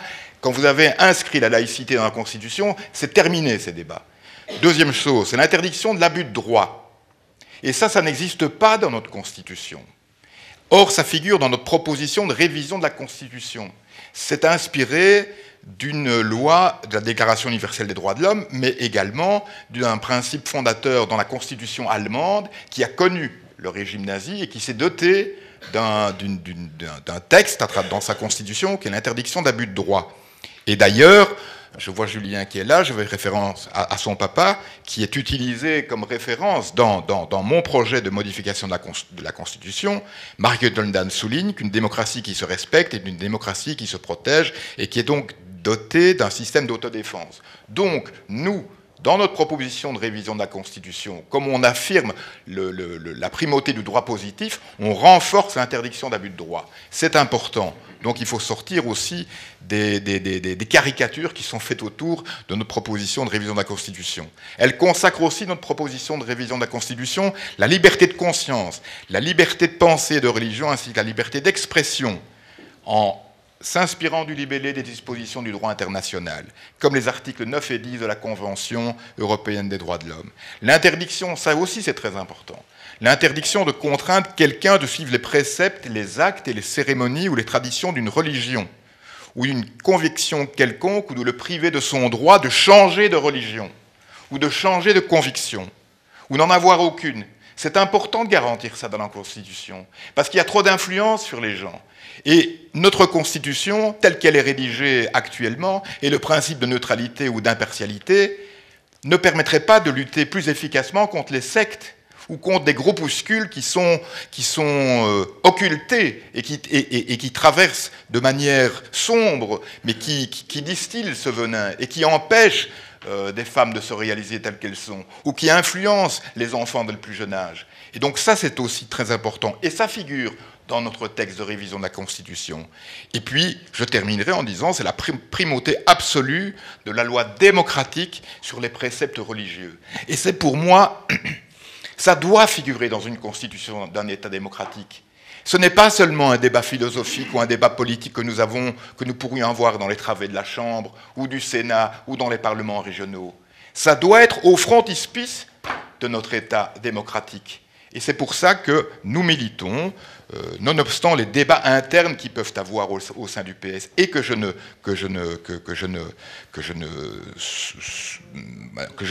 n'ignore pas, mais la position officielle du bureau du parti, c'est effectivement considérer que le port des signes convictionnels doit être interdit dans le secteur public pour tous les agents qui exercent des fonctions d'autorité, c'est-à-dire des fonctions de décision et de contrainte, et qui sont en contact visuel avec le public. C'est la position officielle du parti actuellement. Elle évoluera peut-être dans un sens peut-être plus restrictif, mais c'est la position actuelle du parti. Et elle n'est pas contraire à la jurisprudence de la Cour de justice de l'Union européenne, qui a rendu son jugement sur Hans, puisque la Cour de justice de l'Union européenne dit, et c'est pour ça que contrairement à ce qui a été dit, moi je rejoins Daniel, la laïcité ne peut pas avoir de qualificatif. La neutralité peut avoir un adjectif qualificatif. C'est ce que la Cour dit, entre la neutralité inclusive ou la neutralité exclusive. Et donc nous, au PS, ce qu'on souligne, c'est qu'il est important à un moment donné qu'à travers un texte de constitution, qui va évidemment chambouler toute une série de choses, c'est qu'après des textes législatifs soient pris pour régler tout cela. Et que ce ne soit plus les communes qui doivent parfois décider, ou un directeur d'établissement scolaire qui doivent décider. L'État doit se saisir de cette question et le couler dans sa constitution, et après, avec des lois qui découlent de cette constitution, prendre les dispositions qui s'imposent. J'ai été trop long. Merci. Monsieur John Pitzey, ou Monsieur Daniel Baclen, peut-être, pour réagir, vu qu'il a été cité. Vous avez changé mon toujours ordre en de bien par tirage au Christophe, sort. moi je sais. n'ai aucun doute là-dessus. Non, moi, je pense qu'effectivement, le cadre juridique aujourd'hui fourni par la Constitution n'est pas suffisamment clair, hein, et qu'il engendre certainement des interprétations diverses par les cours et tribunaux. On assiste à ça tout le temps. Et que donc, il faut préciser les choses davantage dans la Constitution pour avoir une norme dans la hiérarchie la plus haute de notre arsenal législatif. Et donc, je pense qu'il faut inscrire la neutralité et l'impartialité de manière très claire dans la Constitution et indiquer dans la Constitution que les représentants de l'État doivent se comporter de manière neutre et ne peuvent afficher de leurs convictions religieuses, politiques et philosophiques dans l'exercice de leurs fonctions. Point. Et je pense que si on admet les distinctions que fait le Parti socialiste aujourd'hui, cumulative, présence du public et fonctions d'autorité, on introduit de la discrimination. On a introduit de la discrimination. C'est d'ailleurs ce que la Cour de justice européenne, la Cour européenne de justice vient de dire. Hein. Elle dit on a le droit d'interdire le port de signes convictionnels pour autant que ce soit généralisé et non différencié. Et donc la Cour de justice européenne dit clairement qu'il ne faut pas créer de discrimination dans les administrations et dans les pouvoirs publics, et qu'il faut que tout le monde soit logé à la même enseigne. C'est évident comme interprétation. Et donc aujourd'hui, on doit vraiment se positionner clairement par rapport à ça. Alors c'est vrai qu'on parle souvent du voile, oui. C'est vrai que moi je suis... chaque fois que je pense aux signes religieux, c'est vrai, je pense au voile parce que je participe au combat des femmes iraniennes, par exemple. Je trouve que c'est important. Et je suis marqué par cette locution d'Elisabeth Badinter, qui a dit un jour, et j'étais présent, elle a dit un jour, il n'y aurait même qu'une seule femme qui serait obligée de porter le voile, que toutes les autres devraient en être solidaires. Eh bien, ça, pour moi, ça reste important. Et donc, je ne fais pas du tout une fixation sur le voile, mais le voile est un sujet d'actualité. Il suffit de voir l'actualité dans le monde aujourd'hui et de voir les femmes opprimées dans toute une partie du monde aujourd'hui. Donc, je ne suis pas dans le déni, je ne suis pas dans le déni. Le voile est une question importante. Et je trouve que, pour le dire très clairement, je vais être très simple, faire en sorte qu'un citoyen d'une commune homosexuel n'ait pas à demander un service public à une personne qui porte un signe d'une religion qui s'oppose résolument à l'homosexualité, je trouve que ça vaut la peine. Je trouve que ça vaut la peine. Et donc il faut que chacun ait le sentiment qu'il ne va pas être traité peut-être différemment en fonction de son statut, de ce qu'il est réellement, de ce qu'il pense, de ce qu'il croit, en fonction de son mode de vie. Et donc ça, c'est pour moi essentiel, et je pense que la neutralité, en ce compris dans les apparences, est une véritable nécessité aujourd'hui, qu'on ne peut pas faire l'impasse sur cela, qu'on ne peut pas introduire des discriminations qui, en plus, dire que quand c'est une fonction d'autorité, on peut porter un signe, on ne peut pas porter un signe religieux, mais si on a une fonction subalterne, on peut. Mais c'est quoi comme discours? C'est quoi comme discours? C'est un discours terriblement discriminatoire. Terriblement discriminatoire. Et donc en présence du public, on va fermer les bureaux à clé pour qu'ils ne sortent pas de leur couloir, parce qu'ils pourraient croiser un citoyen qui se promène dans l'administration communale. Non, allez, soyons sérieux. Soyons sérieux. Et Christophe, tu as dit que la laïcité était une préoccupation historique du Parti socialiste. Je suis d'accord avec ça, c'est historique. C'est historique. C'est historique. Mais ce n'est plus le positionnement actuel. Et ça me tracasse beaucoup parce que je pense que si on veut modifier la Constitution dans le sens de la laïcité ou dans le sens de la neutralité, il faut à un moment donné qu'on trouve une majorité pour le faire. Et donc, nous avons besoin du Parti socialiste, nous, libéraux, je le dis clairement, parce que le combat pour la laïcité historique, comme tu dis, c'était les libéraux et les socialistes de tout temps. Ça a été comme ça dans l'histoire politique. Et aujourd'hui, il y a une fêlure. Et ça m'attriste, honnêtement, ça m'attriste, parce que je pense que ça ferme toute possibilité d'évoluer dans le bon sens. Merci. Monsieur John Pizzey. Oui, je vais de nouveau essayer de répondre à la question. Je partage l'intervention de M. Lacroix, je la trouve intéressante, elle est parlante. Je partage, peut-être pas, je n'ai pas fait la liste complète, mais je partage pas mal de ces objectifs. La question est de savoir si pour cela une inscription dans la Constitution est nécessaire, en fait. Pour moi, la primauté de la loi civile sur la loi religieuse, c'est l'essence même d'une Constitution. On a une constitution, le fait même que nous avons une constitution, c'est la manifestation que la loi civile, que la loi collective prime sur la loi religieuse. Nous avons une constitution, par son existence même, elle proclame cette primauté. C'est le principe même d'une constitution. Par ailleurs, si on veut faire avancer l'ensemble de ces thèmes, moi, je crois que c'est beaucoup plus facile de faire passer des lois. Je connais mal mon droit public, mais quand même, faire passer un article dans la Constitution, c'est un peu plus compliqué que faire passer des lois. Donc, je ne pense pas que l'objectif de quiconque ici est de faire semblant de défendre des positions pour les maintenir en fait statiques dans le débat public. Genre, on dépose un article de révision de la Constitution en sachant que ça ne va pas avancer. Puisque ce n'est l'objectif de personne, que les gens déposent des lois et puis on en débat, on vote pour, on vote contre. Mais en fait, ces choses seront beaucoup mieux débattues via des propositions législatives. Je voulais terminer en peut-être changeant un tout petit peu l'angle, puisqu'on parle, c'est quoi concrètement inscrire la laïcité, moi je voulais quand même l'inscrire dans un combat politique en fait. Alors j'ai dit que j'étais philosophe, je suis aussi un peu juriste. Quand on est juriste, on apprend à essayer de polir le droit, mais on apprend aussi les limites du droit. Le droit, il y a plein de choses qu'il ne sait pas faire. Et pour moi, la laïcité, c'est aussi, de manière générale, un combat. Un combat, et c'est une histoire. C'est pour ça que j'ai commencé par ça. C'est une histoire. Et pour moi, c'est deux choses dans ce combat et cette histoire. C'est d'abord une ambition rationaliste. Une ambition rationaliste. Dans le débat public, je trouve ça insupportable aujourd'hui, la manière dont les gens discutent.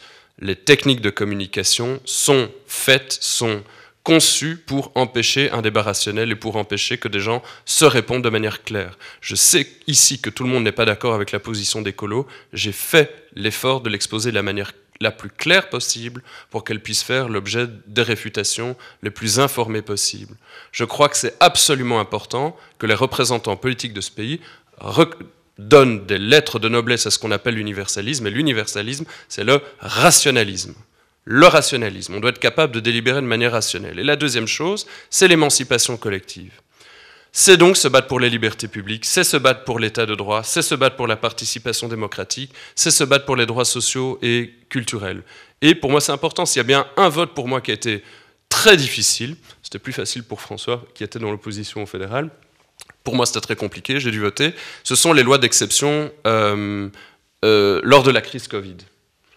Désolé, je me dis, si je dois refaire ça une deuxième fois, j'espère qu'il ne va pas y avoir de pandémie bis. Pour moi, c'est vraiment le bout du trou en termes justement de protection de la liberté publique. Pour moi, tout ça, ça fait partie du combat justement pour une société impartiale, pour une société juste, et en définitive, une société qui est l'héritage des luttes et des combats pour la laïcité. Voilà. Merci, Monsieur François Desmet. Merci. On a raison de rappeler que la question de la laïcité concerne le rapport avec toutes les religions, et qu'en effet, il n'y a pas du tout que le rapport à l'islam, bien au contraire. Lorsqu'on se bat sur la question du Te-Deum, je trouve que c'est un vrai sujet, c'est pas un truc anecdotique. Moi, j'y vais jamais. Sur la question de l'IVG, lorsque ma collègue Sophie Raoni, qui fréquente, je crois, aussi régulièrement ces midis, se fait tacler violemment, c'est par des milieux conservateurs catholiques, et on se bat contre avec la même conviction.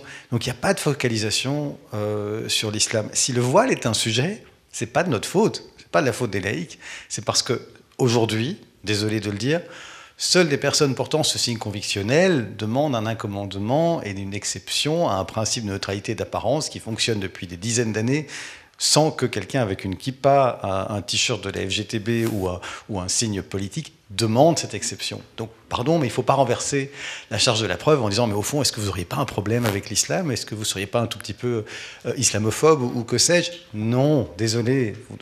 Et c'est une vraie préoccupation parce qu'il ne s'agit pas juste de protéger l'usager. Moi aussi, je trouve absurde la distinction entre back-office et front-office. Elle ne tient pas sur la question de mobilité des agents et elle ne tient pas sur le fait que pour nous, il ne s'agit pas juste de rendre les apparences d'un service impartial, il s'agit aussi de lutter contre le prosélytisme à l'intérieur des administrations. Quand des gens vous disent, écoutez, à la STIB ou ailleurs, tenez, parce que je n'ai pas envie d'être dans une atmosphère où, par l'autorisation des signes convictionnels, je vais être obligé par la pression familiale et traditionnelle de le porter, je dis à mes amis de gauche, la loi, rappelez-vous qu'elle doit protéger le plus faible. C'est qui, pour vous, le plus faible? C'est celui qui, de manière activiste, celle qui veut absolument avoir une exception à un principe de neutralité qui existait, ou c'est la personne qui veut résister à la pression religieuse? Réfléchissons bien. Je trouve qu'on ne soutient pas toujours les plus faibles ici. Pour répondre à la question très concrète, qu'est-ce que ça aurait comme effet d'inscrire la laïcité dans la Constitution? Mettre fin à l'insécurité. Ismaël disait que ça allait apporter de l'incompréhension. Je pense que l'incompréhension, c'est l'actuelle situation. Au contraire, il nous faut de la clarté. Il faut que des législateurs et aussi des juges, éventuellement, s'ils sont appelés de nouveau à se repositionner sur cette question, puissent valider, ça c'est notre point de vue, l'interdiction globale des signes convictionnels dans les administrations pour tous les fonctionnaires et tous les porteurs de fonctions quelle que soit leur nature, avec un fondement qui ne permette pas d'avoir une interprétation constitutionnelle différente, bizarre, contraignant de devoir avoir un avis à la Cour européenne de justice. Idem pour un fondement peut-être plus sérieux pour ce qui se passe dans les écoles. Je trouve profondément anormal que par lâcheté générale du politique, l'interdiction éventuelle d'un signe convictionnel dans les écoles ne dépende que d'un règlement d'ordre intérieur. Parce qu'on peut discuter du législateur fédéral, mais le législateur communautaire n'a pas été beaucoup plus courageux. Et enfin, ça doit servir de fondement à une gestion plus égalitaire du financement des cultes, quelle que soit la dimension qu'on choisisse, qu'il s'agisse de donner les mêmes moyens à tout le monde, de le faire selon, de ne plus donner de moyens à personne. Je rappelle, Caroline Séguesser pourrait parler de ça longtemps, qu'il y a un arrêt récent de la Cour européenne des droits de l'homme qui anéantit théoriquement le système actuel en disant mais vous ne pouvez pas continuer comme ça, c'était les témoins de Jéhovah en l'occurrence, vous devez trouver des systèmes plus justes parce que pour l'instant vous avez un système arbitraire et sans critères. Et ça objectivement, ça ne va pas. Révisons, soit on ne donne plus rien à personne, soit on continue à donner pour entretenir les monuments patrimoniaux, personne ne veut détruire des églises ou d'autres, non, pas du tout, ou alors attribuons selon des critères objectifs reflétant la réelle présence des croyants et des pratiquants sur notre territoire pour que la liberté de culte puisse s'exercer convenablement. Voilà, je trouve 3 bonnes raisons d'inscrire la laïcité dans la Constitution. Voilà, je remercie beaucoup nos orateurs. Je vais donc passer la parole au public pour des questions. Je pense qu'elles seront nombreuses au vu des agitations que j'ai pu entendre.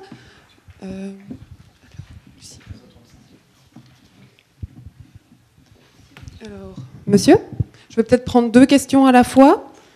Oui, bonjour. Je remercie les intervenants de nous avoir rappelé que nous étions dans la dimension de l'humanisme politique. Hein, c'est clair.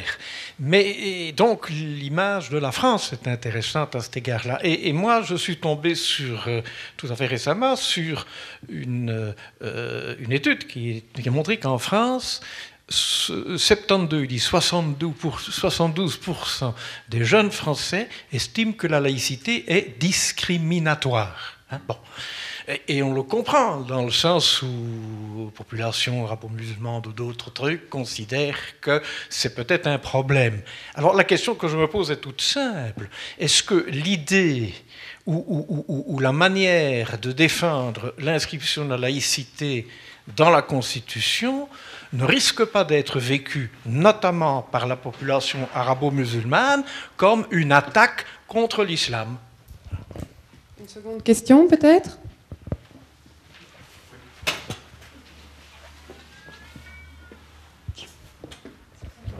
Merci. Il a été souligné que bien souvent, quand on parle de laïcité, on se compare à la France parce que c'est le seul pays, en fait, où, dans l'ordre juridique, ce mot intervient. Je signale qu'il est intervenu principalement après la Seconde Guerre mondiale. La loi de 1905 ne mentionne pas le mot de laïcité, par exemple. Mais en fait, on oublie qu'il y a un autre pays qui se réfère à la laïcité, c'est la Turquie. Très curieusement, voilà. Alors, on voit donc qu'il y a, je fais pas de description, je suis pas un grand expert, mais il y a manifestement plusieurs compréhensions de la laïcité. Une autre en France, une autre en Turquie. Et je suis assez étonné que nous ayons plusieurs membres d'assemblées parlementaires bilingues devant nous, et qu'aucun n'ait fait mention, en termes de vivre ensemble, de la traduction de ce débat dans l'autre grande langue, même la première langue de notre pays, le néerlandais. Comment traduisez-vous ces préoccupations? Est-ce que, en France, le fait d'avoir inscrit la laïcité, ça n'empêche pas la France d'avoir les mêmes problèmes que nous, à bien des égards, tous ceux que vous avez soulevés et que devrait hypothétiquement résoudre l'inscription de la laïcité se retrouvent pourtant dans la société française. Et comment étendre donc, ce remède apparemment magique d'inscription de la laïcité dans la Constitution en néerlandais? Comment vous, messieurs, pas mesdames, hélas, comme l'a signalé monsieur Lacroix, comment, messieurs, traduisez-vous cela en néerlandais et rendez-vous intelligible et pertinent ce débat pour la majorité de la population belge? Alors, quelqu'un qui souhaiterait... Monsieur Ismaël Nuino? Donc pour répondre rapidement aux deux questions, effectivement, je l'ai un petit peu abordé au départ. Un des risques de l'inscription de la laïcité dans la Constitution, en tout cas dans la manière avec laquelle on mène ce débat, c'est que ça paraisse être une attaque contre les religions. Je ne ferai pas de lien avec forcément que les populations arabo-musulmanes, mais effectivement, la manière aujourd'hui avec laquelle la laïcité est portée par certains acteurs politiques peut paraître comme étant une manière de cristalliser des oppositions et de les faire s'entrechoquer plus fort. Et donc ça, c'est une de mes préoccupations, effectivement, parce que je ne pense pas, et je fais le lien avec la deuxième question qui vient d'être posée, à mon sens, très intelligemment, je ne pense pas que l'inscription de la laïcité dans la Constitution favorisera notre vivre ensemble. Parce qu'effectivement, en France, c'est inscrit dans la Constitution, et je vous mets au défi de me dire à quel point leur vivre ensemble fonctionne mieux que le nôtre. Et donc, effectivement, je pense qu'on ne peut pas se dire que la laïcité sera le modèle parfait qui nous permettra de résoudre tous les problèmes de vivre ensemble. Et c'est par là que j'ai commencé ma première intervention, en disant on doit le prendre sous ce spectre-là d'abord. Et la question de la traduction en néerlandais est excessivement pertinente, parce qu'aujourd'hui, si je ne me trompe pas, on n'a pas de traduction fiable et fidèle de la laïcité en néerlandais. Et je pense que la plus proche, c'est une forme de sécularisation, ce qui en fait n'est encore pas le principe, et le principe de laïcité. Donc il y a aussi un problème ici, à ce niveau-là, en termes de communauté en Belgique, pour savoir comment on va y arriver. Monsieur Christophe Lacroix souhaitait répondre? Oui. Déduire de ce qui se passe en France que c'est, en tout cas que le fait d'avoir un État laïque inscrit dans la Constitution présupposerait que ça ne la protège pas de ce qui se passe actuellement en France, avec les mouvements que nous connaissons, c'est peut-être être un raccourci en ce sens que ce n'est pas la laïcité qui est le vecteur de cela. La laïcité en est le protecteur. C'est la montée de l'extrémisme de droite d'une part, avec une Marine Le Pen qui peut-être pourrait se retrouver présidente de la République française prochainement. C'est la montée des populismes d'extrême gauche également, avec un Jean-Luc Mélenchon à la parole complètement libérée et violente, et c'est rappeler que finalement, ce sont ces mouvements populistes et extrémistes qui sont souvent, et conservateurs, qui sont souvent très bien financés sur le plan international et mondial, qui créent ces tensions. Et la laïcité n'est pas en cause, ce n'est pas elle qui est responsable de ça. Elle doit justement permettre de mieux arbitrer, de mieux décider et de mieux avancer en éclairant, avec ce fameux flambeau dont j'ai fait référence tout à l'heure, le positionnement politique et les débats politiques. Et il y a aussi une manière dont les politiques doivent aussi prendre conscience de la violence qu'ils utilisent dans les échanges, dans les parlements, ne font que crisper encore davantage. Et moi, je suis parfois étonné que quand on est au Parlement et ou en commission, mais plus souvent en séance plénière, ou dès qu'il y a des caméras, ça devient tout de suite super agressif et presque à la limite de la violence verbale. Et donc tout ça crée un climat d'animosité qui ne rassure pas la population. Deuxième élément, moi je pense, monsieur, que effectivement, et là je rejoins François, et ça figure dans notre programme politique, c'est qu'il faut renforcer tous les éléments d'apprentissage dès la plus jeune enfance sur la compréhension de ce qu'est l'autre et de ce qu'est le vivre ensemble. Et ce n'est pas une attaque contre l'islam, c'est effectivement le libre arbitre, la liberté d'être soi que nous défendons. Et c'est ça qui doit rester évidemment la préoccupation. Et donc je pense que la pédagogie, et malheureusement, je ne suis pas philosophe, je ne suis pas juriste, je suis historien, mais un cours qu'on ne donne plus beaucoup non plus dans les écoles. Mais il est malheureux que dans... Je suis un boomer, c'est vrai que j'ai 56 ans, donc peut-être qu'on ne pense pas comme moi ailleurs ou en étant plus jeune, mais je trouve que c'est vraiment fondamental ce rôle. Il y a le rôle familial, mais il y a aussi le rôle de l'école. Alors je suis un fervent militant laïque, ça c'est sûr, mais je ne veux pas en revenir aux instituteurs de la République. Mais il y a quand même quelque chose là. Dans nos écoles, dans notre enseignement, on doit être attentif à développer cette cohésion, ce vivre ensemble, savoir d'où on vient, vers où on va.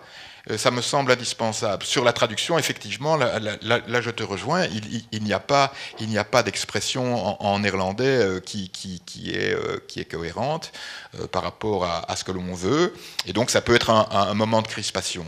Et puis je terminerai sur le port du voile, etc., dans les administrations. Je voudrais quand même dire que, ok, mais si un fonctionnaire, quel qu'il soit, se comporterait mal, je suis aussi homosexuel, je suis historien, se comporterait mal, qu'il ait un voile ou pas, par rapport à ma demande de mariage, il peut être sanctionné pour faute professionnelle par sa hiérarchie. Ce n'est pas une question de voile ou pas voile. Ça, c'est quand même très important, il faut quand même le rappeler. Je ne pense pas que la religion catholique soit particulièrement ouverte au mariage homosexuel. Non plus. Donc il faut... Et puis, moi quand je vois l'extrême droite, comment elle se comporte maintenant, regardez les jeunes cadres, vous voyez Johan Bardella au Front National, enfin au Rassemblement National, vous voyez Tom van Grieken ici au Parlement, la pire crapule de toutes les espèces qu'on puisse envisager. Excusez-moi pour ce vocabulaire. Vous avez vu, ils sont aussi bien habillés que moi. Et ils ont même une ligne mieux faite que moi. Hein. Ils sont extrêmement présentables. Est-ce qu'ils sont plus dangereux ou moins dangereux qu'une femme voilée? Moi, je n'en sais rien. Hein.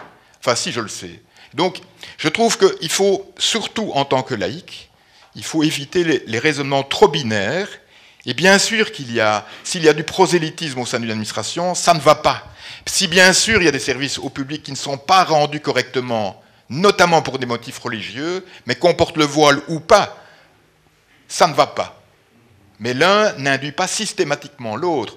On voit des femmes voilées avec des beaux voiles qui sont dans des terrasses de café et qui boivent certes du coca, qui ne boivent pas de l'alcool.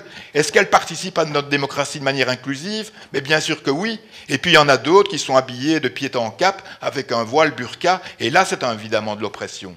Là ça ne va plus. Et donc voilà, il faut, je crois, vraiment nuancer beaucoup le débat pour éviter de crisper, notamment. Monsieur François Desmet. Oui, rapidement. Alors oui, bien sûr, c'est compliqué de faire avec pédagogie l'exégèse des enjeux laïques et de neutralité envers toute une série de populations qui peuvent le prendre de manière agressive. C'est pour ça qu'il faut faire plus de pédagogie, qu'il faut aussi, en effet, amener, parce que nous sommes tous des analphabètes de la religion ou de la culture de l'autre, amener plus de dialogue interconvictionnel dans les écoles, si ces sujets sont traités déjà dans un cadre où on a des élèves de différentes convictions, je crois que ça aiderait un petit peu à décrisper l'identitaire et à montrer que la laïcité, elle sert les religions, elle protège toutes les convictions, elle fait juste en sorte que l'une d'entre elles ne l'emporte pas dans la pratique ou dans l'influence sur les autres en définissant un cadre sacralisé. Donc théoriquement, ça doit marcher. Mais c'est vrai qu'il y a une forme d'instrumentalisation aussi dans l'autre côté, c'est que dès que vous amenez aujourd'hui avec des thèmes de ce genre, ah, mais en fait, vous n'aimez pas trop les arabo-musulmans, est-ce que vous ne seriez pas un peu islamophobe, raciste, etc. Et est-ce que vraiment il faut parler de ça? Ça vient tout de suite après, en général. Est-ce qu'il n'y a pas des choses plus importantes? Oui, bien sûr, il y a toujours des choses plus importantes, mais c'est un concept, c'est quelque chose d'important. Si on se retient de parler, ça je réponds à Ismaël, à tout ce qui crispe la société, mais alors on ne fait plus de politique. Précisément, il faut aborder des sujets compliqués. C'est parce qu'on n'en parle pas depuis 30 ans qu'on est dans cette situation, c'est parce que personne n'ose prendre ces sujets à bras-le-corps, et principalement les législateurs et les partis politiques, qu'on est dans cette situation. Et le fait de se dire, il ne faut pas en parler, sinon ça va nous tomber sur la figure parce que c'est risqué et que ça pose un problème, malheureusement, les années qui viennent de s'écouler nous prouvent qu'au contraire, c'est le moment d'en parler, parce qu'en effet, sinon, ce sont les extrémistes qui vont s'en emparer. Idem sur la migration et d'autres sujets. Il faut avoir peur d'aucun sujet. Je suis d'accord avec Christophe sur un point, c'est pas parce que la France a des difficultés sur certains sujets singulièrement à cause d'une manière d'aménager des banlieues et de se concevoir son intégration, que c'est la laïcité qui est en cause, qui dit que sans la loi de 2004 et sans la loi de 1905, la situation ne serait pas bien pire. Vous ne pouvez pas faire de corrélation absolue. Est-ce que dans le monde anglo-saxon, l'Odonistan, ou est-ce que la manière dont les évangélistes américains instrumentalisent l'extrême droite sont des modèles plus enviables? C'est vrai que le mot laïcité est intraduisible, ni en néerlandais, ni en anglais, ni dans d'autres. Il y a vraiment une spécificité française, continentale, franco-belge liée à son histoire. Mais les démocraties libérales au sens philosophique du terme, qui n'ont pas fait de séparation forte sur le plan religieux, ne montrent pas toutes des symboles de réussite non plus. Donc ce n'est pas aussi simple. Il ne faut pas confondre, à mon avis, la fièvre et le thermomètre. Très bien. Monsieur John Pitzey et puis Monsieur Daniel Baclaine. Oui, je vais essayer de répondre, enfin en tout cas de réagir aux deux questions. Moi je crois que dans la discussion qu'on a aujourd'hui, c'est important de prendre au sérieux ce que veut dire la laïcité. Donc on ne va pas écarter une discussion sur la laïcité au prétexte qu'elle peut avoir plusieurs significations à plusieurs endroits, mais d'un point de vue pragmatique. Non, bien sûr, mais je sais bien qu'on est... c'est pour anticiper ce qui va suivre. Mais enfin, on fait de la politique. Est-ce que la laïcité est un principe universel? Peut-être, mais le fait est qu'il est utilisé presque nulle part dans le monde. Et que ça a un impact. Ça a deux impacts. D'abord, un impact intellectuel. Pour le dire très platement, et vous me croyez ou pas, la laïcité, c'est pas un sujet en théorie politique. Ce n'est pas un sujet. C'est un sujet pour 10 auteurs français. Or, aujourd'hui, la théorie politique, elle ne se passe pas en France. Je n'ai jamais, ailleurs qu'à Paris, vu un colloque organisé, où que ce soit dans le monde, sur la laïcité. Jamais, point, nulle part, point. Ou peut-être en Suisse, ou peut-être en Belgique. Mais c'est important. Ça ne veut pas dire que ça ne veut pas dire que cette idée n'a pas de sens. Ça veut dire que dans le débat, cette idée pèse peu. Et donc, j'en viens au point politique. Ça veut dire que si on veut discuter de ces questions, le voile, la neutralité, etc., il faut utiliser des mots que les autres utilisent aussi. Et en fait, dans le débat public néerlandophone, la laïcité, ce n'est pas un thème qui existe. Donc, si l'idée est de faire progresser même des positions que je ne partage pas, par exemple sur les signes convictionnels, parce qu'en effet j'ai une position plus libérale sur les signes convictionnels, il ne va pas y avoir de progrès en essayant d'inscrire la notion de laïcité dans la Constitution, tout simplement parce qu'elle ne parle pas à plus de 60% du corps élu. À savoir les élus néerlandophones. On oublie toujours que 60% des élus sont néerlandophones. Vous voulez avancer sur ces sujets? Utilisez la neutralité. La laïcité, ça ne parle pas à la majorité des élus fédéraux de ce pays. Et ça ne leur parlera pas. Ni maintenant, ni dans 5 ans. Deuxième des choses, c'est tactique, c'est purement tactique, purement pragmatique. La deuxième des choses, c'est sur le sentiment de discrimination, enfin ce que vous évoquez. Moi, je ne sais pas si nos discussions sont vécues comme une attaque contre l'islam. Par contre, je crois que c'est vécu comme une attaque à leur vécu et à leurs individualités, ce qui est encore autre chose. Que ce soit clair, moi j'ai jamais dit que des filles étaient islamophobes, je pense avoir toujours été absolument clair sur ces questions-là. Non, mais quand on ne cite personne, souvent on veut citer quand même des gens. Donc ce qui se pense bien s'énonce clairement, c'est pas ni mon intention ni ce que je dis. Mais quand on utilise le thème de la laïcité, il y a la personne qui émet le message et puis la manière dont ce message est reçu, inévitablement. Il y a ce que le message dit et puis il y a ce que le message laisse dire. Et je dois constater, je ne dis pas que c'est bien, je ne dis pas que c'est mal, je ne dis pas que c'est justifié, je ne dis pas que c'est injustifié, que pour beaucoup de personnes, je ne sais pas si c'est le bon terme, issues de la communauté arabo-musulmane, mais disons que système voulait dire quelque chose, on voit vaguement ce que ça pourrait recouvrir.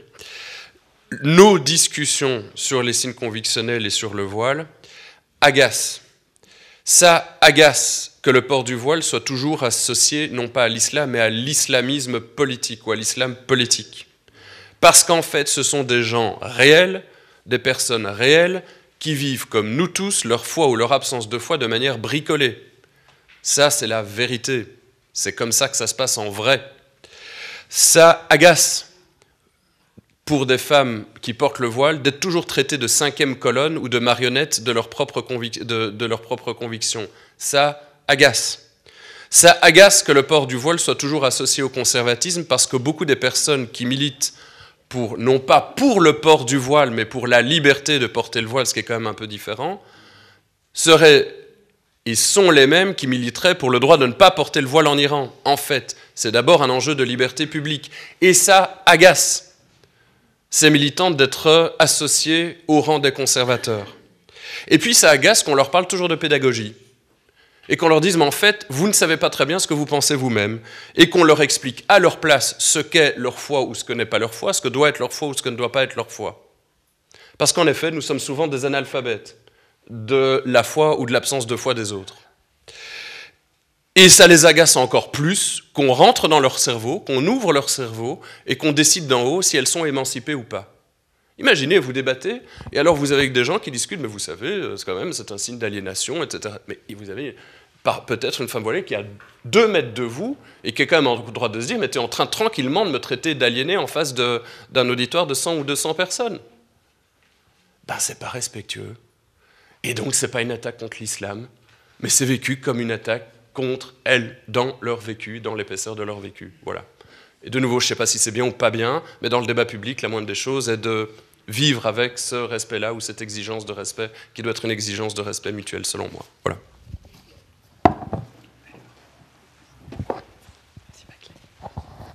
Merci. On n'a pas répondu sur la Turquie.